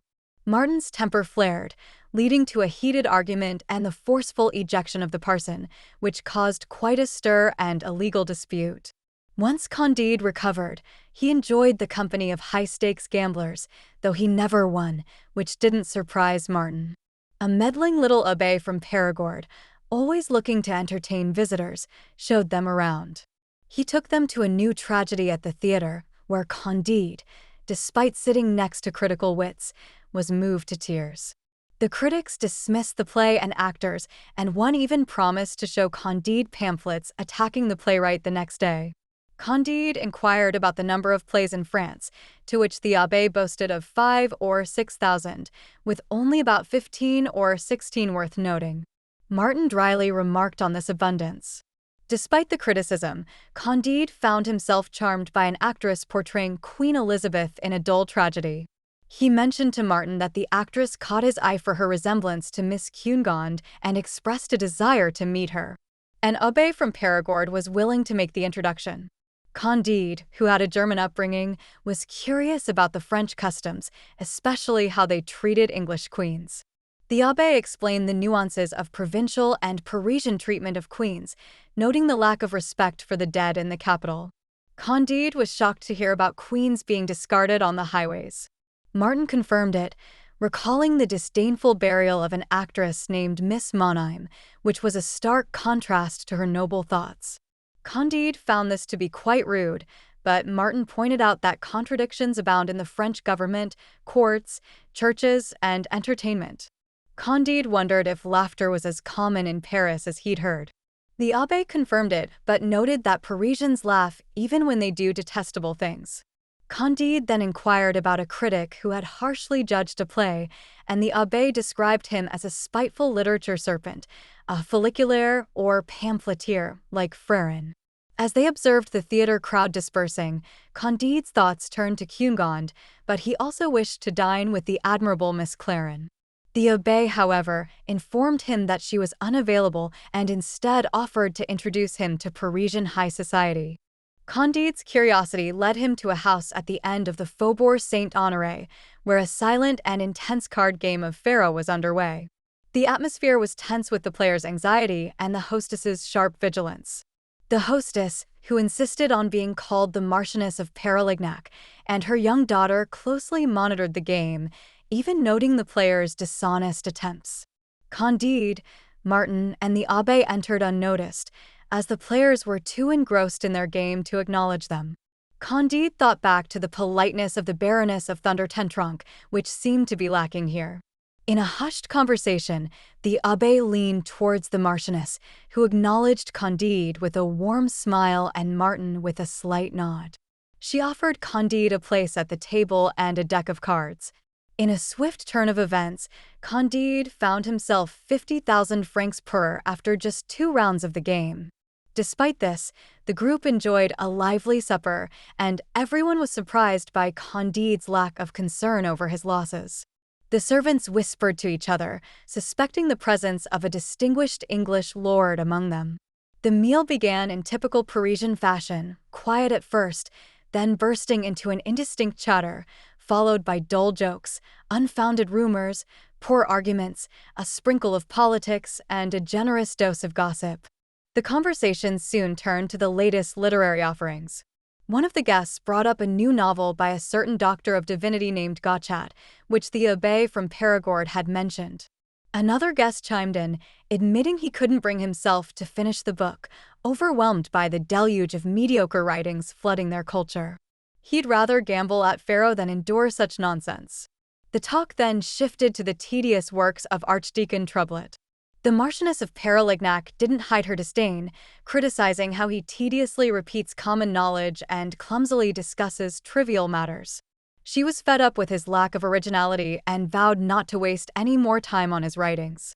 A knowledgeable connoisseur at the table supported the Marchioness's views. The discussion moved on to the topic of tragedies, and the connoisseur skillfully explained the delicate balance required for a successful play. He emphasized the importance of originality, naturalness, and a deep understanding of human emotions. He critiqued the plethora of mediocre tragedies that either put audiences to sleep, were filled with bombastic clichés, or were simply disconnected rants dressed up as drama. Candide was impressed by the connoisseur's insights and leaned closer to the Marchioness to inquire about the identity of the eloquent speaker. She revealed that he was a learned man, often brought to these gatherings by the abbé. Despite his knowledge of books and tragedies, his own play had been poorly received, and his book remained largely unseen, except for the copy he had gifted to her. Candide compared the man to his old tutor, Pangloss, and was about to engage him in conversation. A man, questioning the idea that everything in the world is as it should be, expressed his confusion to a scholar.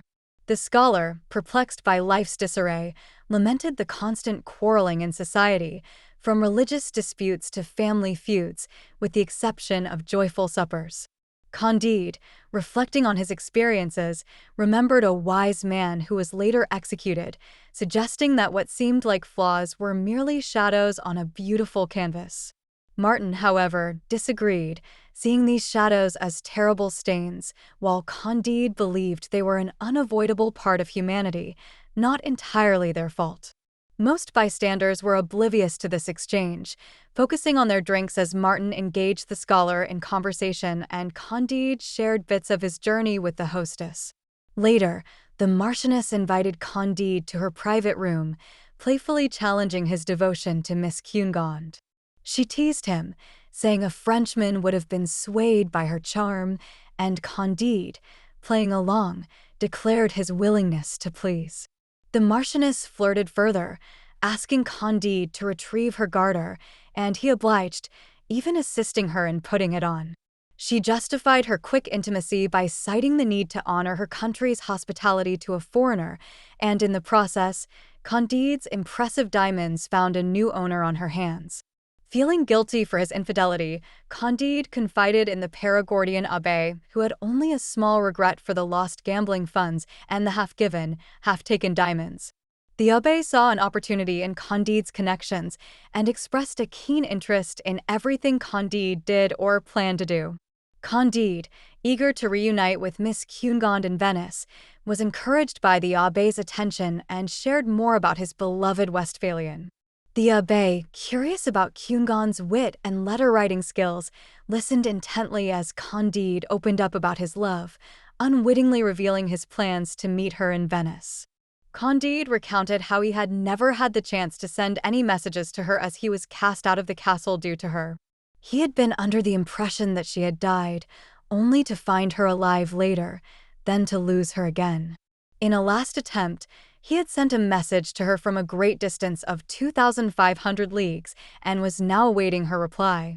The abbé paid close attention to Candide's tale, appearing lost in thought. He soon bid farewell to Candide and his companion with a warm gesture and left. The next morning, Candide woke up to a letter filled with affection from his beloved. She was sick and stuck in the same town as him for 8 days. She longed to be in his arms, but was too weak to move. She had heard of Candide's whereabouts in Bordeaux and had left behind faithful Cacambo and the old woman who would soon join her. Despite the governor of Buenos Aires taking everything she had, she assured Candide that her heart remained with him and urged him to come to her, suggesting that his presence would either revive her or give her immense pleasure. This unexpected and delightful letter filled Candide with joy, but the news of his dear Cunegonde's illness also brought him sorrow. Torn between these emotions, he took his gold and diamonds and rushed to the hotel where she was staying. He entered her room, his heart racing and his voice choked with emotion, eager to draw back the bed curtains and see her. However, the servant warned him that the light would harm her and quickly closed the curtains again. Candide spoke to Cunegonde, his voice laced with tears, asking about her well-being and expressing his desire to hear her voice even if she couldn't see him. The maid informed him that Cunegonde was unable to talk. In response, a hand emerged from the bed, and Candide showered it with tears and diamonds, leaving a bag of gold on the nearby chair. In the midst of this emotional reunion, an officer barged in with the abbé and several soldiers. The officer declared Candide and his companion as the suspected foreigners and ordered their arrest. Candide lamented that such treatment would never occur in El Dorado, while Martin expressed his cynicism, feeling more convinced of his Manichaean beliefs. Candide questioned the officer about their destination, to which the officer replied they were headed to a dungeon. Martin quickly surmised that the lady pretending to be Cunegonde was a fraud and that the abbé was a charlatan who had taken advantage of Candide's naivety. He also deduced that the officer was another rogue who could be persuaded to change his plans. Candide, heeding Martin's advice and eager to see the real Cunegonde, offered the officer 3 small diamonds, each worth a fortune. The officer, astounded by the offer, proclaimed that even if Candide had been the worst criminal, such a gift made him the most honest man in the officer's eyes. The officer, revealing that all foreigners were being detained, proposed a solution. He suggested taking them to his brother in Dieppe, Normandy, who would protect them in exchange for a diamond. Candide, still puzzled, asked why all foreigners were being targeted, hinting at the absurdity of their predicament. The Perigordian abbé responded with a tale. A destitute man from Etrebity, having heard some reckless talk, was driven to commit a grave crime. It wasn't the notorious crime from May of 1610, but rather one like that which happened in December of 1594. Other unfortunate souls in different years and months had also been swayed by such senseless chatter into similar acts. The officer clarified the abbé's cryptic message, and Candide, horrified by the atrocities in a land where people were known for their joyous dances and songs, desperately wished to escape. He pleaded with the officer to take him to Venice to reunite with Miss Cunegonde. However, the officer could only offer passage as far as Lower Normandy. Without delay, the officer commanded the removal of Candide's shackles, admitted his error, dismissed his troops, and set off with Candide and Martin to Dieppe, entrusting them to his brother's care. At the harbor lay a modest Dutch ship. A Norman, now exceedingly obliging thanks to the persuasion of 3 more diamonds, arranged for Candide and his companions to board a vessel bound for Portsmouth in England. Although it wasn't the intended route to Venice, Candide felt as if he had escaped from hell itself and remained hopeful for a chance to continue his journey soon. You're about to listen to Chapter 23. Candide and Martin touched upon the coast of England and what they saw there. Candide stood on the Dutch ship, lamenting to himself about the state of the world, naming his friends Pangloss, Martin, and his dear Cunegonde. Martin, ever the pessimist, called the world foolish and abominable. Candide, curious about England, wondered if it shared the same foolishness as France. Martin explained the different kind of folly in England, mentioning the war between the 2 nations over a small area of snow-covered land in Canada. He mused on the absurdity of spending more on the war than the value of the land itself and confessed his inability to judge which country housed more madness. As they reached Portsmouth, they were met with the sight of a large crowd focused on a ceremony aboard a warship. A distinguished man, blindfolded and kneeling, was executed by soldiers with a chilling calmness, leaving the crowd content. Candide, appalled, inquired about the spectacle and learned that the man was an admiral. The reason for his execution was absurd. He hadn't killed enough men in battle and was deemed not close enough to his French counterpart. Candide learned that in England, executing an admiral occasionally was seen as a way to motivate the others. The horror of the event left Candide unwilling to disembark. He negotiated with the Dutch captain, ready to risk being cheated, to take him to Venice without delay. The captain agreed, and in 2 days they skirted France, past Lisbon, which made Candide uneasy, and sailed through the straits into the Mediterranean, finally arriving in Venice. Candide, relieved and hopeful, looked forward to reuniting with his beloved Cunegonde, placing his faith in his friend Cacambo, and reassured himself that all was well and as it should be. You're about to listen to Chapter 24 of Paquette and Friar Giroflée. Upon reaching Venice, Candide tirelessly scoured every tavern and coffee shop for Cacambo, even among the ladies known for their amorous company, but all in vain. He made daily inquiries at the docks, questioning the newly arrived ships, but Cacambo remained elusive. Candide shared his frustration with Martin, lamenting the long journey he had undertaken from Suriname to Bordeaux, then to Paris and on to Dieppe, from there to Portsmouth, down the coasts of Portugal and Spain, across the Mediterranean. And after several months, still no sign of the lovely Cunegonde.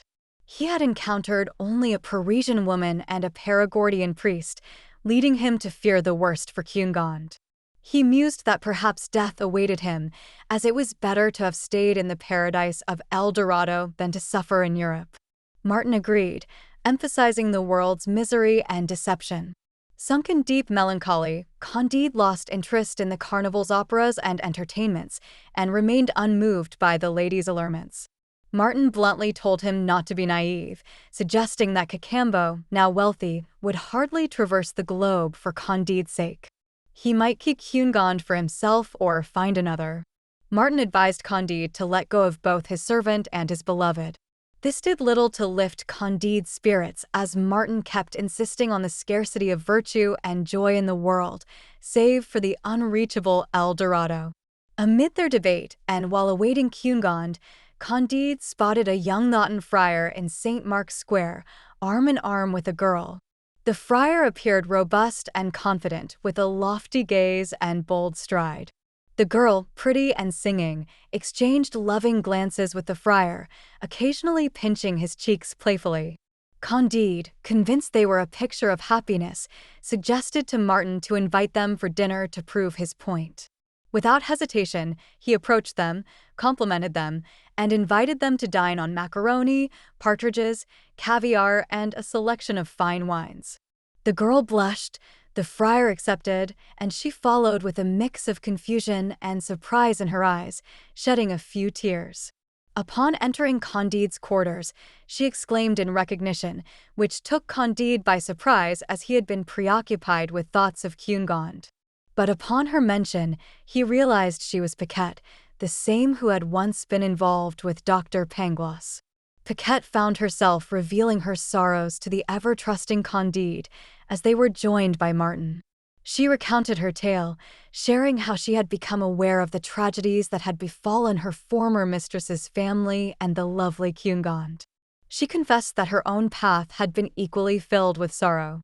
Once an innocent soul, she fell prey to the seduction of a gray friar, her confessor, which led to catastrophic outcomes.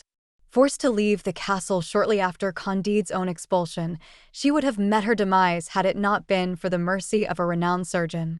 In gratitude, she became his lover, only to suffer at the hands of his wildly jealous wife who treated her with relentless cruelty. The surgeon, lacking in looks, was not worth the suffering Paquette endured from the constant beatings for a man she felt no love for. Paquette continued, describing the perilous situation of having a spiteful woman married to a doctor. When the surgeon's wife fell mildly ill, he administered a remedy so potent that it claimed her life in agonizing convulsions. With the wife's family seeking justice, the surgeon fled, and Paquette found herself imprisoned. Her beauty was her savior, as the judge released her under the condition that he replaced the surgeon in her affections. However, her freedom was short-lived as she was soon replaced by another and found herself without a home, forced into a profession that men find enticing but is a profound misery for women like her. Now in Venice, she painted a grim picture of her life, forced to feign affection for a variety of men, from merchants to monks, only to face insults and violence. She spoke of the constant struggle to make ends meet, the risk of being exploited by the law, and the bleak future that awaited her. It was a life that, in her eyes, made her one of the most wretched beings in the world. Martin, observing the conversation, remarked to Candide that he was halfway to winning their bet. Meanwhile, Friar Giroflée was enjoying a couple of glasses of wine as he awaited dinner. Candide, perplexed, recalled how Paquette had seemed so lively and affectionate towards the Thotan when they first encountered each other, an image that contradicted her current claims of misery. Paquette explained that it was all part of the charade she had to maintain. Despite having been robbed and beaten by an officer the previous day, she was compelled to put on a cheerful facade for the friar. Convinced by Paquette's account, Candide had to admit that Martin's perspective on the world's suffering might indeed be accurate. They proceeded to dine with Paquette and the Thotan, the meal proving to be quite delightful. As they grew more comfortable, conversation flowed freely. Candide, turning to the friar, noted how content he seemed, blessed with good health and happiness, and enjoying the company of a charming girl.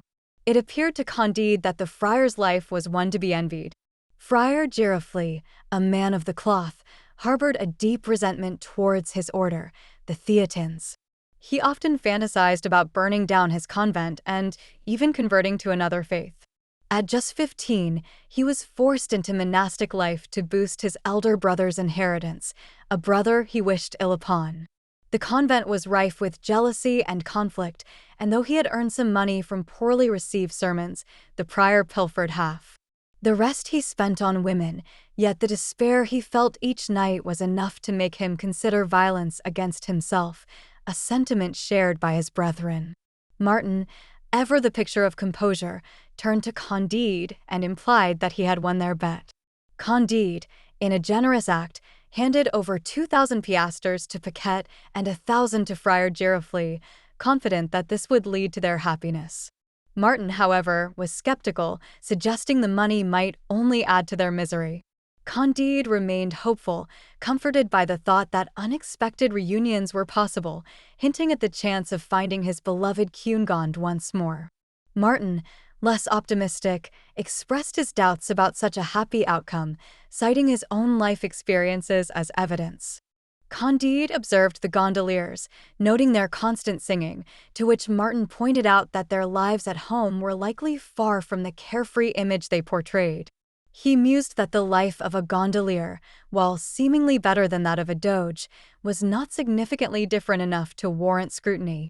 Candide then brought up Senator Pococurante, a man reputed to live a life free from worry, prompting Martin's curiosity to meet such a person. Without delay, Candide arranged for them to visit the senator the following day. You're about to listen to Chapter 25, The Visit to Lord Pococurante, a noble Venetian. Candide and his companion Martin arrived by gondola at the estate of the wealthy Signor Pococurante along the Brenta River. The tastefully designed gardens boasted exquisite marble statues, and the palace itself was a marvel of architecture. Their host, a 60-year-old man of considerable wealth, welcomed them with a detached politeness that made Candide feel somewhat awkward, though Martin seemed quite comfortable with it. Upon their arrival, 2 charming girls in neat attire served them well-frothed chocolate. Candide couldn't help but praise their loveliness and poise. The senator casually mentioned that he occasionally shared his bed with them, weary of the town ladies with their endless games, envy, disputes, mood swings, trivialities, arrogance, follies, and the tiresome sonnets they inspired. However, he admitted that even these 2 girls were starting to bore him. After their chocolate, Candide was taken aback by the stunning paintings in a long gallery. He inquired about the artists of the first 2 pieces. The senator revealed they were by Raphael, acquired for a hefty sum out of vanity years ago. Despite their reputation as Italy's finest, they failed to impress him. He critiqued their lack of lifelike qualities, from the dark colors to the poorly executed figures and unconvincing draperies. He valued naturalism in art, which he found lacking in his extensive collection. Before dinner, a concert was organized by Poco Carranti. Candide thought the music was heavenly. The senator, however, remarked that while such sounds might entertain briefly, any longer would bore anyone, though few would admit it. He criticized modern music's focus on technical prowess over lasting enjoyment. He also expressed his disdain for opera's absurdities, from tragedies with misplaced songs to the spectacle of castrati playing roles like Caesar with awkward stage presence. He had long abandoned these mediocre shows that Italy prized so dearly. Candide gently disagreed, but Martin sided completely with the senator. Following a splendid dinner, they moved to the library. Candide admired a beautifully bound edition of Homer, recalling how it was once the treasured possession of Pangloss, Germany's preeminent philosopher. Poco Carranti responded with detachment when asked about the ownership of a book, revealing that he once believed he enjoyed reading it. He described his weariness with its repetitive battles, inactive gods, and the barely present Helen who sparked the war. Troy's prolonged siege without capture only added to his exhaustion. He admitted to querying scholars about their own fatigue with the work, and the honest ones confessed it lulled them to sleep, though it was deemed a necessary relic for their collections, akin to out-of-circulation, rusty coins. Candide asked about Poco Carranti's opinion on Virgil, to which the senator conceded the merit of certain books in Virgil's Aeneid. However, he criticized the characters as dull, expressing a preference for Tasso or Ariosto's drowsy stories instead. When Horace's works came up, Poco Carranti acknowledged the value of his maxims for the worldly man, finding them memorable due to their vigorous verse. Yet, he expressed distaste for Horace's mundane recounts and offensive verses, emphasizing his selective reading habits that sought personal gratification. Candide, whose education discouraged personal judgment, was taken aback by these candid views, while Martin found Poco Carranti's critiques quite reasonable. Turning their attention to Cicero, Candide mentioned the renowned orator, only to learn that Poco Carranti never read him. The senator saw no relevance in Cicero's legal defenses and equated his own doubts with those expressed in Cicero's philosophical works, feeling no need for guidance in embracing ignorance. Martin's interest peaked at the sight of a collection from the Academy of Sciences, but Poco Carranti dismissed it as full of fanciful theories rather than practical knowledge, such as pin-making. Candide then noted the presence of many dramatic works in various languages, to which Poco Carranti replied with scorn, deeming most worthless and expressing his disregard for extensive sermons and theological tomes that nobody bothered to read. Lastly, Martin spotted English books, suggesting their appeal to a republican spirit of freedom. Poco Carranti believed there was a certain nobility in writing one's true thoughts, a privilege of being human. He lamented that in Italy, people only wrote what they didn't believe, constrained by the permissions of a Dominican friar. He admired the English for their freedom of expression, though he felt it was tainted by bias and party politics. Observing a Milton volume, Candide thought the author must be esteemed, but Poco Carranti disagreed. He criticized Milton for his 10-book epic on Genesis, calling him a harsh imitator of the Greeks who marred the beauty of creation. He felt Milton had ruined Tasso's depiction of hell, transforming Lucifer into ridiculous forms, repeating himself, and engaging in tedious theological debates. Poco Carranti dismissed the poem as whimsical, obscure, and unpleasant, echoing the disdain it received upon its initial release. Candide, who respected Homer and Milton, felt saddened by Poco Carranti's harsh words. He whispered to Martin his fear that Poco Carranti might also scorn German poets. Martin didn't see that as a significant loss. Candide marveled at Poco Carranti's genius, noting nothing seemed to please him. In the garden, Candide praised its beauty, but Poco Carranti found it tasteless and planned to redesign it. Candide concluded that Poco Carranti must be the happiest person, for he was above all his possessions. Martin pointed out that Pococurante seemed disgusted with everything he owned. Candide wondered if there was joy in finding fault where others saw beauty, to which Martin wryly noted it was akin to finding pleasure in displeasure. Candide clung to the hope of happiness upon seeing his beloved Cunegonde, with Martin encouraging that hope. Time passed, and though Cacambo didn't return, Candide's grief didn't let him notice the absence of thanks from Paquette and Friar Giroflée. You're about to listen to Chapter 26 of a supper which Candide and Martin took with 6 strangers, and who they were. One evening, as Candide and Martin were about to have supper with some out-of-towners staying at their inn, a man with skin as dark as charcoal tapped Candide on the shoulder and urgently told him to prepare for departure, without fail. Candide spun around to discover his old acquaintance, Cacambo, standing there. The joy Candide felt was immeasurable, second only to what he would have felt upon seeing Cunegonde. Overwhelmed with emotion, he hugged Cacambo tightly. Candide's excitement soared as he expected Cunegonde to be nearby, but Cacambo explained she was in Constantinople. Unfazed by the distance, Candide was ready to leave immediately, but Cacambo instructed him to eat first and then prepare, as he had to serve his master at the table and could say no more. Torn between happiness and sorrow, Candide was thrilled to see his loyal friend again, but shocked to learn he was enslaved. With renewed hope of reuniting with his beloved, his heart raced and his mind swirled. He joined Martin and the 6 strangers for supper, the latter in town to enjoy the carnival in Venice. Cacambo, attending to one of the guests, discreetly informed his master that they could leave at his command, the ship being ready. After Cacambo left, the room was filled with silent confusion. This confusion only grew as more servants whispered similar messages to their masters about carriages and boats awaiting, each departure causing the guests to look on with increased bewilderment.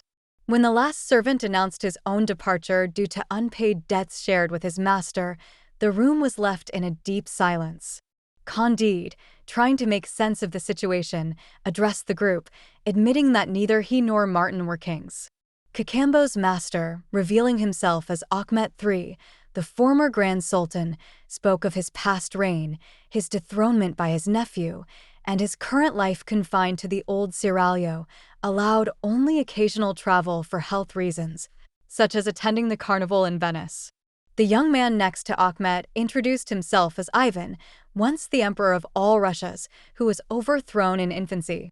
Raised in imprisonment, he was now permitted to travel under supervision and had also come to experience the carnival. The third stranger began to speak, sharing his story.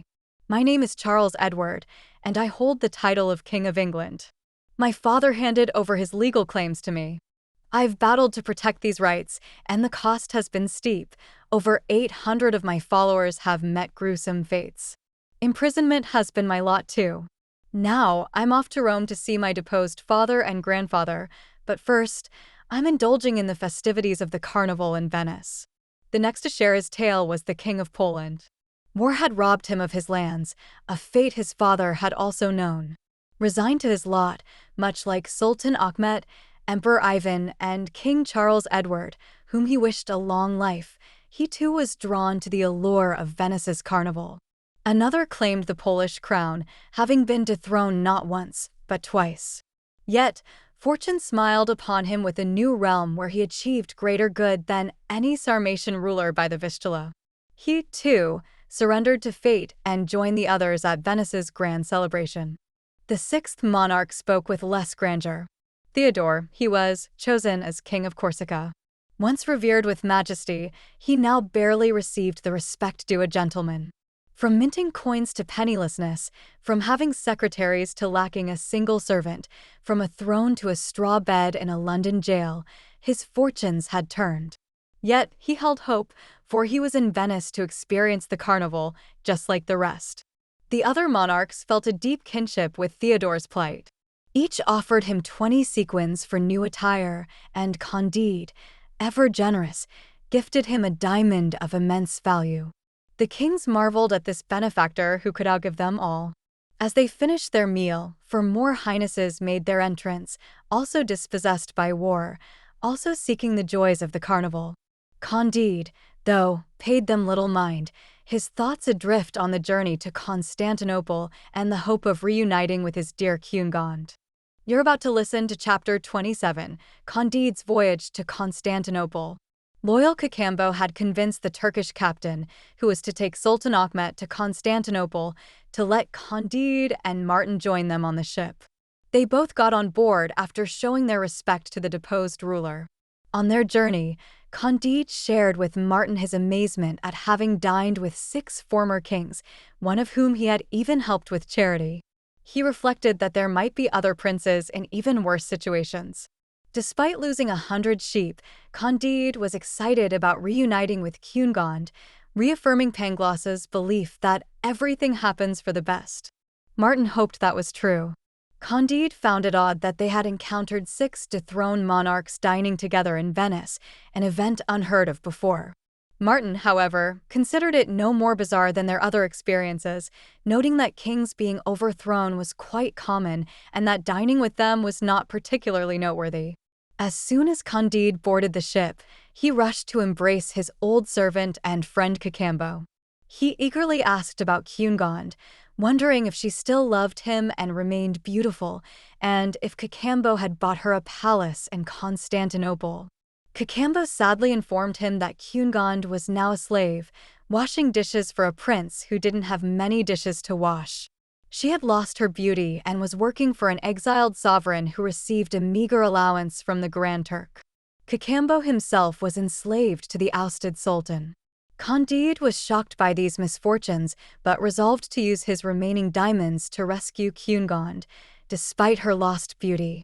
He pondered who among them suffered the most: Sultan Ahmet, Emperor Ivan, King Charles Edward, or himself. Martin admitted he couldn't judge without knowing their hearts. Candide wished for Pangloss's wisdom to assess their woes. Martin doubted even Pangloss could accurately measure human suffering, pointing out that countless others had far greater grievances than their royal companions or Candide himself. Candide conceded this might be true. They soon arrived at the Bosphorus, and Candide wasted no time in paying a hefty sum for Cacambo's freedom.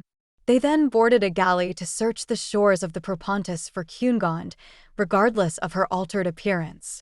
Within the ship's crew, 2 enslaved individuals struggled with their oars, receiving intermittent lashes on their bare backs from the Levantine captain's bull's pizzle. Candide, acting on instinct, paid closer attention to these 2 than to the other rowers, feeling a surge of compassion for them. Despite their disfigured appearances, there was something familiar about them, reminiscent of Pangloss and the unfortunate Jesuit and Westphalian baron, brother to Miss Cunegond, which stirred sorrow within him. Upon hearing their names, the 2 enslaved men cried out, gripping their seats and dropping their oars, prompting the captain to intensify his punishment. Candide, moved by the situation, offered the captain any sum of money he desired. Recognizing Candide, the men confirmed their identities, shocking Candide, who had believed them to be dead. In disbelief, he wondered if he was dreaming or truly on a galley with the baron he thought he had slain and the master he had seen executed. Candide then introduced his companions, Martin and Cacambo, to the baron and Pangloss, and they all exchanged embraces, speaking over each other in their excitement. The ship hastened to the port, and Candide, without delay, sold a diamond to a Jew for 50,000 sequins, a price the man swore was the most he could offer. With the money in hand, Candide secured the freedom of his friends. Pangloss wept with gratitude at Candide's feet, while the baron nodded his thanks, promising to repay the sum at the earliest opportunity. The baron, still in disbelief, questioned the possibility of his sister being in Turkey. Cacambo confirmed it, revealing that she was now serving a Transylvanian prince. Without hesitation, Candide arranged for the sale of more diamonds to 2 Jews and set sail on another galley with his companions to rescue Cunegond from her life of servitude. You're about to listen to Chapter 28, What Happened to Candide, Cunegond, Pangloss, Martin, etc. Candide once again apologized to the baron, seeking forgiveness for wounding him. The baron dismissed the apology, admitting his own haste, and began to recount the unfortunate series of events that led to his enslavement. After recovering from Candide's injury, he was taken prisoner by Spanish forces and held in Buenos Aires. During this time, his sister departed the city. He later requested to return to Rome and subsequently became a chaplain in Constantinople. Within a week, on a hot evening, he encountered a charming young Ichiglen and decided to go for a swim together. Unaware of the severe consequences for a Christian to be seen unclothed with a young Muslim, he was punished with 100 strikes to his feet and sentenced to the galleys, an injustice he still laments. Curiously, he also wondered about his sister's fate as a kitchen maid for a Transylvanian prince in Turkish lands. Turning to Pangloss, Candide expressed his astonishment at seeing his friend again. Pangloss recounted his ordeal, noting that although Candide had witnessed his hanging, he was originally meant to be burned. However, a torrential downpour thwarted the flames, and he was hanged instead. His body was then acquired by a surgeon who dissected him, starting with a deep cut from his navel to his collarbone. The hanging had been botched as the hangman, skilled in burning but not in hanging, had used a wet rope that didn't slip as it should have. Pangloss was still alive when the surgeon's incision prompted a scream so terrifying that the surgeon collapsed in fright, believing he had cut into the devil himself. The surgeon's wife, upon discovering the scene, was equally terrified and suggested fetching a priest to exorcise the presumed demon. Pangloss, in desperation, cried out for mercy, which prompted the surgeon to regain his composure and sew up the wounds while his wife cared for him. After 15 days, Pangloss was on his feet and found work with a knight of Malta heading to Venice. However, due to lack of payment, he switched to serving a Venetian merchant and traveled to Constantinople. There, a visit to a mosque and an innocent act of returning a dropped bouquet to a young woman led to accusations of impropriety. The result was 100 lashes to the soles of his feet and a sentence to the galleys, where he was chained beside the young baron. They were joined by others with similar tales of misfortune. Pangloss and the baron often argued about who had been treated more unjustly, debates that earned them additional lashes, until the turn of events led to their ransom by Candide. Pangloss held firmly to his initial belief, declaring himself a philosopher who, by principle, could not renounce his views. He held the conviction that Leibniz was infallible. Furthermore, he extolled the virtues of the pre-established harmony, the concept of the plenum, and the materia subtilis, considering them to be the utmost achievements in the world. You're about to listen to Chapter 29, How Candide Found Cunegonde and the Old Woman Again. As Candide, the Baron, Pangloss, Martin, and Cacambo shared their varied tales and pondered the universe's random happenings, they reached the Transylvanian prince's abode by the Propontis. Cunegonde and an older woman were there, drying towels. The Baron turned pale at the sight. Candide, shocked by Cunegonde's sun-darkened skin and tired appearance, stepped back but then approached out of politeness. They exchanged warm greetings, and Candide paid to free both women. Nearby, there was a modest farm. The older woman suggested they stay there for the time being. Cunegonde, unaware of her faded beauty, reminded Candide of his earlier promise to marry her. He felt obliged to agree and hinted to the Baron his intentions. The Baron was outraged and refused to allow the marriage, claiming it would bring shame and prevent any children from entering the church in Germany. Cunegonde wept at his feet, but he remained firm. Candide, frustrated, reminded the Baron of his rescue from the galleys and his sister's freedom from servitude, stating his willingness to marry her despite her looks. He hinted at his readiness to fight the Baron over this matter. The Baron, defiant, insisted that while he lived, Candide would not marry his sister. You're about to listen to Chapter 30, the conclusion. Deep down, Candide didn't really want to marry Cunegonde. Yet, the Baron's rude attitude made him decide to go ahead with the marriage. Cunegonde herself was quite insistent, leaving Candide no choice but to keep his promise. He sought advice from Pangloss, Martin, and his loyal friend Cacambo. Pangloss wrote a convincing argument showing the Baron had no claim over his sister, stating that empire laws allowed her to marry Candide with her left hand. Martin suggested tossing the Baron into the sea, while Cacambo thought it better to hand him over to a galley captain and then send him to the General Father in Rome. Everyone liked this plan, and without telling his sister, they carried it out, enjoying the trick they played on a Jesuit and a German baron's pride. After so many hardships, one might think Candide's marriage, surrounded by diamonds from the Inca's land, and living with Pangloss, Martin, Cacambo, and the old woman would bring happiness. But deceitful dealings with Jews left him only with his small farm. His wife turned uglier and more unpleasant each day, and the old woman was even crankier than Cunegond. Cacambo, tired from gardening and selling vegetables in Constantinople, cursed his fate. Pangloss despaired about not being in a German university, while Martin accepted his lot, believing it would be the same anywhere else. Candide, Martin, and Pangloss often argued about morals and metaphysics. They watched as officials were sent into exile or replaced by others who would also be exiled. They saw heads prepared for the sublime port, which only led to more debates. When they weren't arguing, boredom was so intense that the old woman once asked if suffering through their past miseries was worse than doing nothing at all. "It is a great question," Candide replied. This sparked more deep thoughts. Martin concluded that life was either full of anxiety or total boredom. Candide wasn't sure he agreed, and Pangloss, despite having suffered a lot, still claimed everything was for the best, though he didn't believe it anymore. What shook Martin's bleak view, troubled Candide, and confused Pangloss even more was when Paquette and Friar Giroflée showed up at the farm in dire straits. They had wasted their 3,000 piastres, separated, reconciled, fought again, went to jail, escaped, and Friar Giroflée even became a Turk. Paquette kept up her business, but with no success. Martin warned Candide that the gifts he lavished would soon vanish, leaving the recipients even more destitute. Despite rolling in vast wealth alongside Cacambo, their happiness didn't surpass that of Friar Giroflée and Paquette. Pangloss, on encountering Paquette, mused over the irony of fate that reunited them.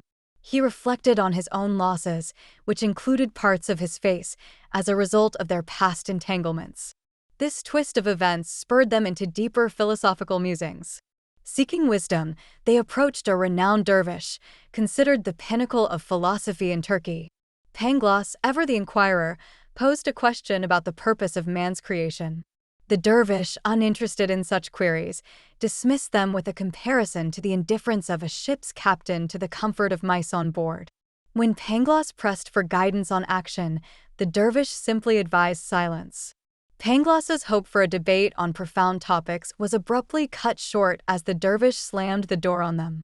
Meanwhile, the violent demise of two viziers and the mufti at Constantinople stirred a temporary commotion. Returning to their modest farm, they encountered a content old man, blissfully ignorant of the power struggles in distant lands. His simple life, tending to his garden with his children, shielded him from boredom, vice, and want. He welcomed them into his home, where his family served them homemade delights and perfumed their beards, a gesture of hospitality.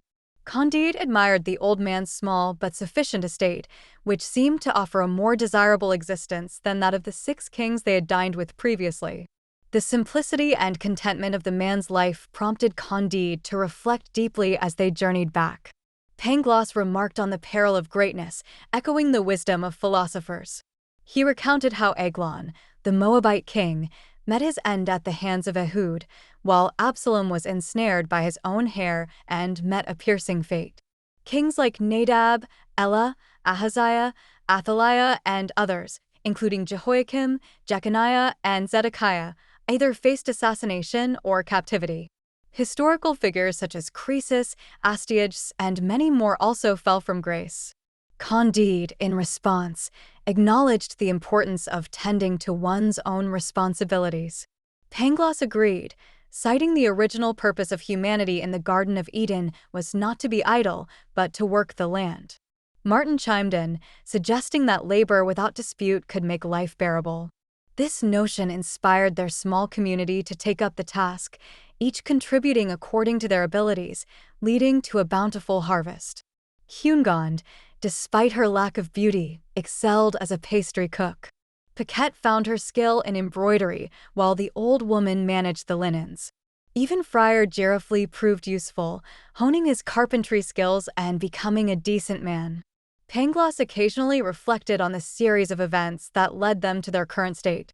He mused that without being expelled from a grand castle, enduring the Inquisition, traversing America, confronting the Baron, and losing all possessions from El Dorado, Candide wouldn't be enjoying simple pleasures like preserved citrons and pistachio nuts. Candide, however, remained focused on the task at hand, emphasizing the need to cultivate their garden. Thanks for tuning into BookyRookie. Together, we're turning pages into possibilities. Let's make learning limitless. Catch you on the next stream.